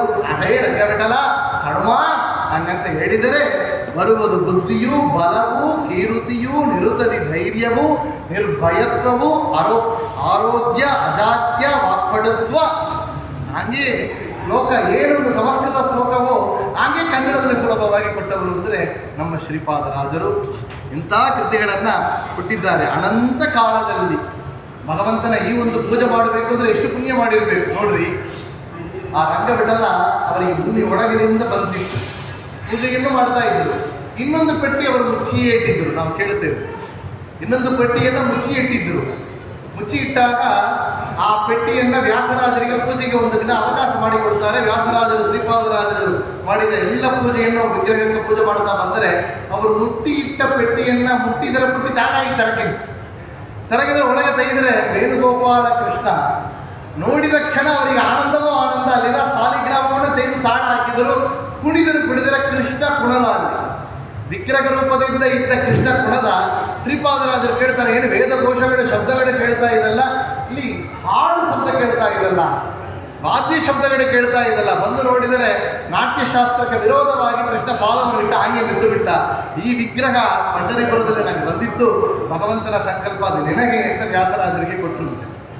ವಾಕ್ಪಟುತ್ವವು ಅವರಿಗೆ ವಾಕ್ಪಟುತ್ವ ಎಷ್ಟು ಇತ್ತು ಅಂದರೆ ವಾಕ್ವಜ್ರ ಎಂಬ ಗ್ರಂಥವನ್ನು ಕೊಟ್ಟವು. ಆಚಾರ್ಯರ ಸರ್ವಮೂಲ ಗ್ರಂಥಗಳ ನ್ಯಾಯಸುಧಾದಿ ಗ್ರಂಥಗಳ ಸಾರವನ್ನು ವಾಕ್ವಜ್ರ ಅಂತ ಕೊಟ್ಟಿದ್ದಾರೆ. ಅವರು ಹಾಕಿಕೊಂಡಿದ್ದು ಮಾತ್ರ ವಜ್ರ ಇಲ್ಲ ಅಂತ ಗ್ರಂಥಗಳು ವಜ್ರ ಅಂತಾರೆ. ವಾಕ್ವಜ್ರ ಎಂಬ ಗ್ರಂಥ ಅವರಿಗೆ ಎಷ್ಟು ಅವರಿಗೆ ವಾಕ್ಪಟುತ್ವ ಇತ್ತು ಅಂತ ಕೇಳಿದರೆ ಇವತ್ತು ಕೂಡ ನೋಡಬಹುದು. ವ್ಯಾಸರಾಜರ ಗುಹೆ ಎಂದಿದೆ ಮುಳುಬಾಗಿಲು ಹೋದರೆ, ಆ ಮುಳುಬಾಗಿಲಿನಲ್ಲಿ ಅವರು ಧ್ಯಾನವನ್ನು ಮಾಡ್ತಾ ಇದ್ರಂತೆ. ವ್ಯಾಸರಾಜರು ಧ್ಯಾನದಲ್ಲಿ ಕುಳಿತಿದ್ದರೆ ದೊಡ್ಡ ಸರ್ಪ ಬಂದು ಅವರನ್ನು ಸುತ್ತಿಕೊಂಡಿದೆ. ದೊಡ್ಡ ಸರ್ಪ ಸುತ್ತಿಕೊಂಡಾಗ ಶಿಷ್ಯರೆಲ್ಲ ಓಡಿ ಬರ್ತಾರೆ. ಶ್ರೀಪಾದರಾಜರು ಹೇಳ್ತಾರೆ, ವ್ಯಾಸರಾಯರನ್ನ ಸರ್ಪ ಸುತ್ತಿಕೊಂಡಿದೆ, ಅವರು ಅಸಪ್ರಜ್ಞಾ ಸಮಾಧಿ ಸ್ಥಿತಿಯಲ್ಲಿದ್ದರಂತೆ. ಒಳಗಿರುವಂಥ ಬಿಂಬರೂಪಿಯನ್ನು ದರ್ಶನ ಮಾಡ್ತಾ ಇದ್ದಾರೆ, ಮೈ ಮರೆತಿದ್ದಾರೆ ವ್ಯಾಸರಾಜರು. ನೇರ ಓಡಿ ಬಂದರು ಶ್ರೀಪಾದರಾಜರು. ಬಂದರೆ ಹಾವು ಭಾಷೆಯಲ್ಲಿ ಮಾತಾಡಿದರಂತೆ. ಯಾರಲ್ಲಿ ಮಾತಾಡಿದರು? ಹಾವಿನೇ, ಸ್ನೇಕ್ನಲ್ಲಿ ಡೈರೆಕ್ಟ್ ಮಾತಾಡ್ತಾರೆ. ಏನು ಭಾಷೆ? ಹಾವು ಭಾಷೆ. ನಮಗೆ ನೋಡಿ ಕನ್ನಡ ಮಾತಾಡಿದ್ರೆ ಇಂಗ್ಲೀಷ್ ಮಿಕ್ಸ್ ಆಗಿಬಿಡುತ್ತೆ, ಇಂಗ್ಲೀಷ್ ಮಾತಾಡಿದ್ರೆ ಪ್ಯೂರ್ ಇಂಗ್ಲೀಷ್ ಬರೋದಿಲ್ಲ, ತಮಿಳಿನಲ್ಲಿ ಮಾತಾಡಿದ್ರೆ ತಮಿಳಿನಲ್ಲಿ ಅದು ಎಲ್ಲ ಮಿಕ್ಸ್ ಆಗಿಬಿಡುತ್ತೆ. ತಮಿಳು ಶುದ್ಧ ಬರೋದಿಲ್ಲ, ಕನ್ನಡ ಶುದ್ಧ ಬರೋದಿಲ್ಲ, ಇಂಗ್ಲೀಷ್ ಇದ್ದು ಅವರು ಹಾವು ಭಾಷೆ, ಎಲ್ಲ ಭಾಷೆ ಬಂದಿದ್ದಿಲ್ಲ, ಹಾವು ಭಾಷೆಯನ್ನು ಬಂದಿತ್ತು. ಹಾವು ಭಾಷೆಯಲ್ಲಿ ಮಾತಾಡಿದಾಗ ಆ ಹಾವು ತನ್ನ ನಾಲಿಗೆಯಿಂದ ವ್ಯಾಸರಾಜರ ಸ್ಪರ್ಶ ಮಾಡಿ ಅವರ ಶಿರಸ್ಸು ಮೇಲೆ ಇಟ್ಟು ಮುಟ್ಟಿಕೊಟ್ಟು ಹೋಗಿತ್ತಂತೆ. ಹೇಳಿದ್ರಂತೆ, ಬಂದವರು ಬೇರೆ ಯಾರಲ್ಲ, ಶೇಷಾಂಶ ಸಂಭೂತರಾದ ನಮ್ಮ ಮೂಲಗುರುಗಳಾದ ಪದ್ಮನಾಭ ತೀರ್ಥರು ಒಂದು ನಮ್ಮ ಶಿಷ್ಯರಾದ ವ್ಯಾಸರಾಜರಿಗೆ ಅನುಗ್ರಹ ಮಾಡಿದ್ದಾರೆ. ಯಾತಕ್ಕೆ ಇವರು ಶೇಷಾಂಶ ಸಂಭೂತರು ಮುಂದೆ ಹೆಚ್ಚು ಹೆಚ್ಚು ವ್ಯಾಸತ್ರಯ ಗ್ರಂಥಗಳ ರಚನೆ ಮಾಡಲಿಕ್ಕೆ ಅನುಗ್ರಹವನ್ನು ಮಾಡಿ ಹೋಗಿದ್ದಾರೆ ಅಂತ ಶ್ರೀಪಾದರಾಜರು ಹೇಳಿದರು. ಇವರಿಗೆ ವಾಕ್ಪಡುತ್ವ ಎಷ್ಟಿರುತ್ತೆ, ವಾಕ್ವನ್ಮಯ ವಾಕ್ವಜ್ರ ಅಂತ ಹೇಳ್ತೇವೆ. ವಾಕ್ವಜ್ರ ಗ್ರಂಥಗಳನ್ನು ಕೊಟ್ಟವರು ಶ್ರೀಪಾದರಾಜರು. ಅದರಿಂದ ಭಗವಂತನಲ್ಲಿ ಎಷ್ಟು ಪುಣ್ಯ ನಮಗೆ ಹೇಳ್ತಾರೆ. ಏನು ಪುಣ್ಯ ಇರಬೇಕು? ಅನಂತ ಕಾಲದಲ್ಲಿ ಯಾವ ಪುಣ್ಯದಲ್ಲಿ ಎನ್ನ ಮನ ನಿನ್ನಲ್ಲಿ ಎರಗಿಸೋ, ಎನ್ನ ಮನವನ್ನು ನಿನ್ನ ಚರಣದೊಡೊಮ್ಮೆ ಇಟ್ಟು ಸಲಹೋ ರಂಗವಿಠಲ. ಏನೋ ಅನಂತ ಕಾಲದಲ್ಲಿ ನನಗೆ ಹೇಳೋ ಪುಣ್ಯ ಇದ್ರೆ ನಾವೇನು ಕೇಳ್ತೇವೆ? ಏನೋ ಪುಣ್ಯ ಇದ್ರೆ ಅದರಿಂದ ಮನೆ ಆಗಲಿ, ಹೇಳೋ ಪುಣ್ಯ ಇದ್ದ ಅದರಿಂದ ಊಟ ಆಗಲಿ, ಅದೋ ಪುಣ್ಯದಿಂದ ನಮಗೆ ಮಕ್ಕಳಿಗೆ ಮದುವಾಗಲಿ. ಅವರು ಅದು ಕೇಳಲಿಲ್ಲ. ಅನಂತ ಕಾಲದಲ್ಲಿ ನನಗೆ ಏನೋ ಪುಣ್ಯ ಇತ್ತೋ ಆ ಪುಣ್ಯದಿಂದ ನನ್ನ ಮನಸ್ಸು ನಿನ್ನಲ್ಲಿ ಇರಲಿ. ನನಗೆ ಏನೋ ಪುಣ್ಯ ಅಂತಿದ್ದರೆ ಏನು ಅದಕ್ಕೆ ಏನು ಪ್ರಾರ್ಥನೆ ಅಂದರೆ ಆ ಪುಣ್ಯದ ಫಲ ಅಂದ್ರೆ ನನಗೇನೋ ಕೊಡಬೇಕು ಅಂದರೆ ನಿನ್ನಲ್ಲಿ ನನ್ನ ಮನಸ್ಸನ್ನು ಇಡು ರಂಗವಿಠಲ. ಅವರು ಮಾಡಿಕೊಟ್ಟೆ ಪ್ರಾರ್ಥನೆ ಅಂತ ನೋಡುತ್ತೇವೆ. ಈ ರೀತಿಯಲ್ಲಿ ಎಷ್ಟೋ ಕೃತಿಗಳನ್ನು ಕೊಟ್ಟಿದ್ದಾರೆ ಶ್ರೀಪಾದರಾಜರು. ಶ್ರೀಪಾದರಾಜರ ಮಹಿಮೆ ಇಷ್ಟು ಹೇಳಿದರೂ ಸಾಲದು, ಮಹಿಮೆ ಸಾಲದೆ ಇಷ್ಟು ಮಹಿಮೆ ಸಾಲದೆ ಅಂತ ವ್ಯಾಸರಾಜರು ಕೊಂಡಾಡ್ತಾರೆ. ಅಂದರೆ ಆ ಶ್ರೀಪಾದರಾಜರ ಮಹಿಮೆ ಎಷ್ಟು ಇರಬೇಕು ನೋಡ್ರಿ. ಅವ್ರು ಹೇಳ್ತಾರೆ ಶ್ರೀಪಾದರಾಜರು ಎಷ್ಟೋ ಕೃತಿಗಳು, ವೈರಾಗ್ಯದಿಂದ ಕೃತಿಗಳು, ಭಗವಂತನ ಮೇಲೆ ಪ್ರಾರ್ಥನೆ ಮಾಡುವಂಥ ಕೃತಿಗಳು. ಒಂದು ಕೃತಿ ಹೇಳ್ತಾರೆ, ಇದು ಹೇಳಿ ನಾವು ಸಮರ್ಪಣೆ ಮಾಡೋಣ. ಮೋಸ ಓದೇನಲ್ಲ ಸಕಲವು ವಾಸುದೇವ ಬಲ್ಲ ವಾಸುರಾಂಗ ಶ್ರೀ ವಾಸಿಗೆ ಶಯನನ ಸಾಸಿರ ನಾಮವ ಲೇಸಾಗಿ ಪಡಿಸದೆ ಮೋಸ ಓದೋನಲ್ಲ. ನಾ ಮೋಸ ಹೋದೆ ಅಂತ ಯಾರಿಗೆ ಮೋಸ ಹೋದೆ? ನಾವು ಹೇಳ್ತೇವೆ ಚಿಟ್ ಫಂಡಿ ಆಗಿ ರೂಪಾಯಿಲ್ಲ ಆಗಿ ಮೋಸ ಹೋದೆ ಅಂತ. ಅವ್ರು ಹೇಳೋ ಮಾತಲ್ಲ, ನಾವು ಮೋಸ ಹೋದೆ. ಯಾತಕ್ಕೆ ಮೋಸ ಹೋದೆ? ಒಳ್ಳೆ ಜನ್ಮ ಏಸುಕಾಯಂಗಡ ಕೆಳೆದು 84 ಲಕ್ಷ ಜೀವ ರಾಶಿಯಿಂದ ದಾಟಿ ಬಂದ ಈ ಶರೀರ, 84 ಲಕ್ಷ ಶರೀರ ಯೋನಿಗಳಲ್ಲಿ ಹುಟ್ಟಿ ಹುಟ್ಟಿ ಹುಟ್ಟಿ ಈ ಒಂದು ಶರೀರ ನಮಗೆ ಬಂದಿದೆ. ಕೋಟಿ ಕೋಟಿ ಜನ್ಮದಲ್ಲಿ ಒಂದು ಜನ್ಮ ಮನುಷ್ಯ ಜನ್ಮ, ಆ ಕೋಟಿ ಕೋಟಿ ಜನ್ಮದಲ್ಲಿ ಒಂದು ಜನ್ಮ ಬ್ರಾಹ್ಮಣ ಜನ್ಮ, ಆ ಕೋಟಿ ಕೋಟಿ ಬ್ರಾಹ್ಮಣ ಜನ್ಮದಲ್ಲಿ ಒಂದು ಜನ್ಮ ವೈಷ್ಣವ ಜನ್ಮ, ಆ ಕೋಟಿ ಕೋಟಿ ವೈಷ್ಣವ ಜನ್ಮ ತೆಗೆದವಳ ಒಂದು ಜನ್ಮ ಮಾಧ್ವರಾಗಿ ಜನ್ಮಂತ. ಹರಿಸರ್ವೋತ್ತಮತ್ವ ವಾಯುಜೀವೋತ್ತಮತ್ವ ಪಂಚಭೇದ ತಾರತಮ್ಯ ಜಗತ್ಸತ್ಯ ಅಂತ ತಿಳಿದು ಈ ಒಂದು ಜ್ಞಾನದಿಂದ ಬದುಕುತ್ತಿರುವುದಲ್ಲ. ಈ ಮಾಧ್ವರಾಗಿ ಹುಟ್ಟುವ ಜನ್ಮ ಇಷ್ಟು ಕೋಟಿ ಕೋಟಿ ಕೋಟಿ ಕೋಟಿ ಜನ್ಮದಲ್ಲಿ ಒಂದು ಬಾರಿ ಬಂದ ಮೇಲೆ ಆ ಮೋಸ ಹೋದೇನಲ್ಲ. ಯಾತಕ್ಕೆ? ಸಾಸಿರ ನಾಮ, ಭಗವಂತನ ಸಾಸಿರ ನಾಮ ವಿಷ್ಣು ಸಹಸ್ರನಾಮನನ್ನ ಲೇಸಾಗಿ ಹೇಳದೆ ನಾ ಮೋಸ ಹೋದೆ ಹೇಳ್ತಾರೆ. ದುಷ್ಟ ಜನರ ಕೂಡಿ ನಾನದಿ ಭ್ರಷ್ಟನಾದೆ ನೋಡಿ. ಕೆಟ್ಟ ಜನರ ಸಹವಾಸ ಮಾಡ್ತಾ ಇದ್ದೆ. ಶ್ರೇಷ್ಠ ರೂಪ ಹೊರ ಮುಷ್ಟಿಕ ವೈರಿಯ ನಿಷ್ಠೆಯಿಂದ ನಾ ದೃಷ್ಟಿಯಲ್ಲಿ ನೋಡದೆ, ಪರಮಾತ್ಮರನ್ನ ದೃಷ್ಟಿಯಿಂದ ನೋಡದೆ ನಾ ಮೋಸ ಹೋದೆ. ಸಾಸಿರ ನಾಮವನ್ನ ಹೇಳದೆ ನಾ ಮೋಸ ಹೋದೆ. ಕಾಯವು ಸ್ಥಿರವಲ್ಲ, ಈ ದೇಹ ಶಾಶ್ವತ ಇಲ್ಲ. ಅದನ್ನು ಬಿಟ್ಟು ಈ ದೇಹವನ್ನೇ ಪೋಷಣೆ ಮಾಡುತ್ತಾ, ಇದಕ್ಕೆ ಆಹಾರವನ್ನು ಕೊಡುತ್ತಾ, ವಸ್ತ್ರವನ್ನು ಹಾಕುತ್ತಾ, ಅಲಂಕಾರವನ್ನು ಮಾಡುತ್ತಾ ಈ ದೇಹ ಪೋಷಕ್ಕಾಗಿಯೇ ಹೋಗ್ತಾ ಇದ್ದಲ್ಲ. ಈ ದೇಹವನ್ನು ಕೊಟ್ಟ ಪರಮಾತ್ಮನನ್ನು ಮರೆತು ಬಿಟ್ಟನಲ್ಲ, ಮೋಸ ಹೋದೇನಲ್ಲ ಅಂತ ಹೇಳಿ ವಿಶೇಷವಾಗಿ ಕಗ್ಗಡಿಯಿಂದ ನೋಡೋ ದೇವ ನಿನ್ನಂಗ ಸಂಗವ ನೀಡೋ ಹೇಳ್ತಾರೆ. ನಿನ್ನ ಸಂಗವ ಅಂದರೆ ನಿನ್ನ ದಾಸರ ಸಂಗವನ್ನಿಟ್ಟು ಮಂಗಳ ಮಹಿಮ ಶ್ರೀ ರಂಗವಿಠಲ ಒಂದಂಗ ಬಾರದಂತೆ ನೀ ದಯಮಾಡು. ಮುಂದೆ ನನಗೆ ಮತ್ತು ಜನ್ಮ ಬೇಡ, ಮತ್ತು ಹುಟ್ಟು ಬೇಡ ಎಂಬ ದಯವನ್ನು ಮಾಡೋ ಅಂತೇಳಿ ಶ್ರೀಪಾದರಾಜರು ಮಾಡಿಕೊಟ್ಟ ಎಷ್ಟೋ ಕೃತಿಗಳು ಇರುವಂಥ ಸಮಯ 1 ಗಂಟೆದ ಕಾಲ. ಅದರಲ್ಲಿ ಯಥಾಶಕ್ತಿ ಅವರು ಮಾಡಿಕೊಟ್ಟ ಎಕ್ಕಿಂಚಿ 2 ಉಪಭೋಗಗಳು, 2 ಕೃತಿಗಳು, ಅವರು ಮಾಡಿಕೊಟ್ಟ ದೀರ್ಘ ಕೃತಿಗಳು ಮಧ್ವನಾಮ ಮತ್ತು ಅಮನ ಹುಟ್ಟು ಇತ್ಯಾದಿ ವಿಷಯಗಳನ್ನು ನೋಡಿದ್ದೆವು. ಅಂತ ಶ್ರೀಪಾದರಾಜರ ಮಹಿಮೆ ಸಾಡದೆ ಇಷ್ಟು ಹೇಳಿದರೂ ಸಾಡದು ಅಂತ ಶ್ರೀಪಾದರಾಜರ ಆರಾಧನೆ ದಿವಸ ಅವರು ಮಾಡಿಕೊಟ್ಟ ಕೃತಿಗಳನ್ನು ಯಥಾಶಕ್ತಿ ತಿಳಿದು ಅವರು ವಜ್ರ ನೋಡಲಿಕ್ಕೆ ಸಾಧ್ಯ ಇಲ್ಲ. ಆದರೆ ಮಧ್ವನಾಮ ಓದ್ಬೋದಲ್ಲ, ಅವರು ಹೇಳಿದಂತೆ ಧ್ಯಾನವ ಕೃತಯುಗದಿ ಯಜ್ಞ ಸುಜ್ಞಾನವ ತ್ರೇತಾಯುಗದಿ ತಿಳಿಬೋದಲ್ಲ, ಹೇಳ್ಬೋದಲ್ಲ. ಸುಲಭವಾಗಿ ಅವರು ಕೊಟ್ಟ ಕನ್ನಡ ಕೃತಿಗಳು ನೋಡಿ. ಜಾತಿ ಬಂದರೆ ಜೀರ್ಣ ಆಗೋದಿಲ್ಲ ಅಂತ ಅನ್ನ ಕೊಡೋದಿಲ್ಲ ಅವರಿಗೆ, ಆದರೆ ಬಿಟ್ಟುಕೊಡ್ತಾವೆ. ಇಲ್ಲ ಗಂಜಿ ಕೊಡ್ತೇವೆ, ಅದನ್ನಿಲ್ಲ ಅಂದರೆ ಒಂದು ಜ್ಯೂಸಾದ ಹಾಕಿ ಕೊಡ್ತೇವೆ. ವಿಟಮಿನ್ ಡಿಫಿಷಿಯನ್ಸಿ ಇದ್ದರೆ ಎ ವಿಟಮಿನ್ ಇಲ್ಲ ಆಪಲ್ ತಗೊಳ್ರಿ, ಸಿ ವಿಟಮಿನ್ ಎಲ್ಲ ಆರೆಂಜ್ ತಗೊಳ್ರಿ ಅಂತ ಹೇಳ್ತಾರೆ. ನಮಗೆ ಎಲ್ಲ ವೇದ ಶಾಸ್ತ್ರ ಉಪನಿಷತ್ತುಗಳು ಸರ್ವಮೂಲಗಳು ನ್ಯಾಯಸುಧಾತಿ ಗ್ರಂಥಗಳು ಟಿಪ್ಪಣಿ ಗ್ರಂಥಗಳ ಎಲ್ಲ ಸಾರವನ್ನು ತೆಗೆದು ಒಂದೇ ಮಲ್ಟಿ ವಿಟಮಿನ್ ಟ್ಯಾಬ್ಲೆಟ್ ರಂಗವಿಠಲ ಮುದ್ರೆಯಿಂದ ನಮಗೆ ಎಲ್ಲ ಸಾರವನ್ನು ಕೊಟ್ಟಿದ್ದಾರೆ.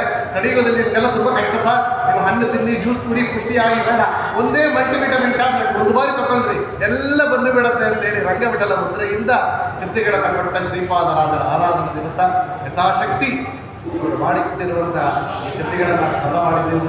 ಅಂತ ಶ್ರೀಪಾದರಾಜರ ಆರಾಧನೆಗೆ ಪಾಲ್ಗೊಂಡಿರುವ ಎಲ್ಲ ಜನರಿಗೂ ಕೂಡ ವಿಶೇಷವಾಗಿ ಶ್ರೀಪಾದರಾಜರ ಅಂತರ್ಗತ ಭಾರತೀಯ ಮುಖ್ಯ ಪ್ರಾಣ ಅಂತರ್ಗತ ಮೂಲ ಗೋಪಿನಾಥ ದೇವರು ರಂಗಮಠದ ದೇವರು ಆಯುಷ್ಯ ಆರೋಗ್ಯವನ್ನು ಕೊಡಲಿ. ಜ್ಞಾನಭಕ್ತಿ ವೈರಾಗ್ಯವನ್ನು ನೀಡಲಿ. ನಮ್ಮ ಮಕ್ಕಳಿಗೆಲ್ಲ ಸಕಾಲದಲ್ಲಿ ವಿವಾಹವಾಗಿ ಧರ್ಮ ಮಾರ್ಗದಲ್ಲಿ ಇರುವಂಥ ಭಾಗ್ಯವನ್ನು ಕರುಣಿಸಲಿ.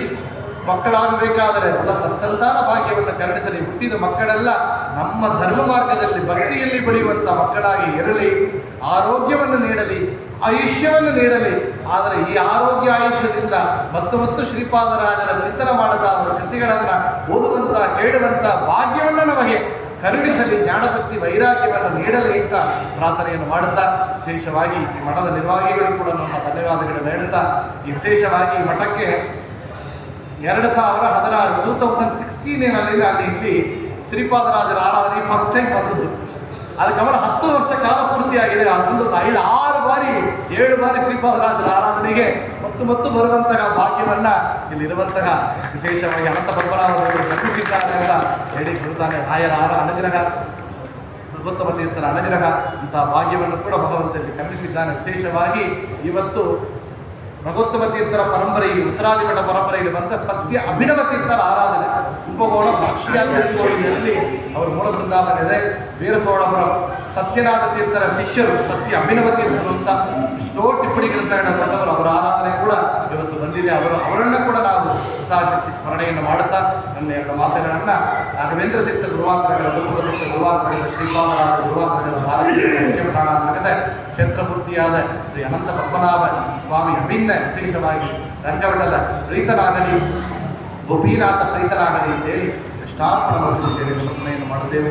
ಕಾಯನ ವಾಚಾಮಂದಿರ್ವಾ ವಿದ್ಯಾರ್ಥನಾರಾಧನ ಶಬ್ದ ಸ್ವಭಾವ ಕರೋಮಿ ಸಕಲಂ ಪರಸ್ಮೈ ನಾರಾಯಣಾಯ ಸಮರ್ಪಯಾಮಿ ಅಕ್ಷಯಂ ಕರ್ಮಯ ಶ್ರೀಪರೇ ಸಮರ್ಪಿತಂ ಪ್ರಕ್ಷಯಂ ಯಾತು ಕಾಣಿಯಂ ನಾಮತಃ ಅಕ್ಷರೋ ಯೋಜನಃ ಸರ್ವದೈ ಮಾಮೃತಃ ವಿಕ್ಷಿಕಂ ಯಸ್ಯ ವಿಷ್ಣುಂ ಸದಾ ಜಾತಿಕಂ ಪ್ರಣಯಾಮೋ ವಾಸುದೇವಂ ದೇವತಾ ಮಂಡಲ ಖಂಡಮಂಡಲಂ ಶ್ರೀಕೃಷ್ಣ ಪದ್ಮನಾಭ ಹೇಳ್ಬೋದು.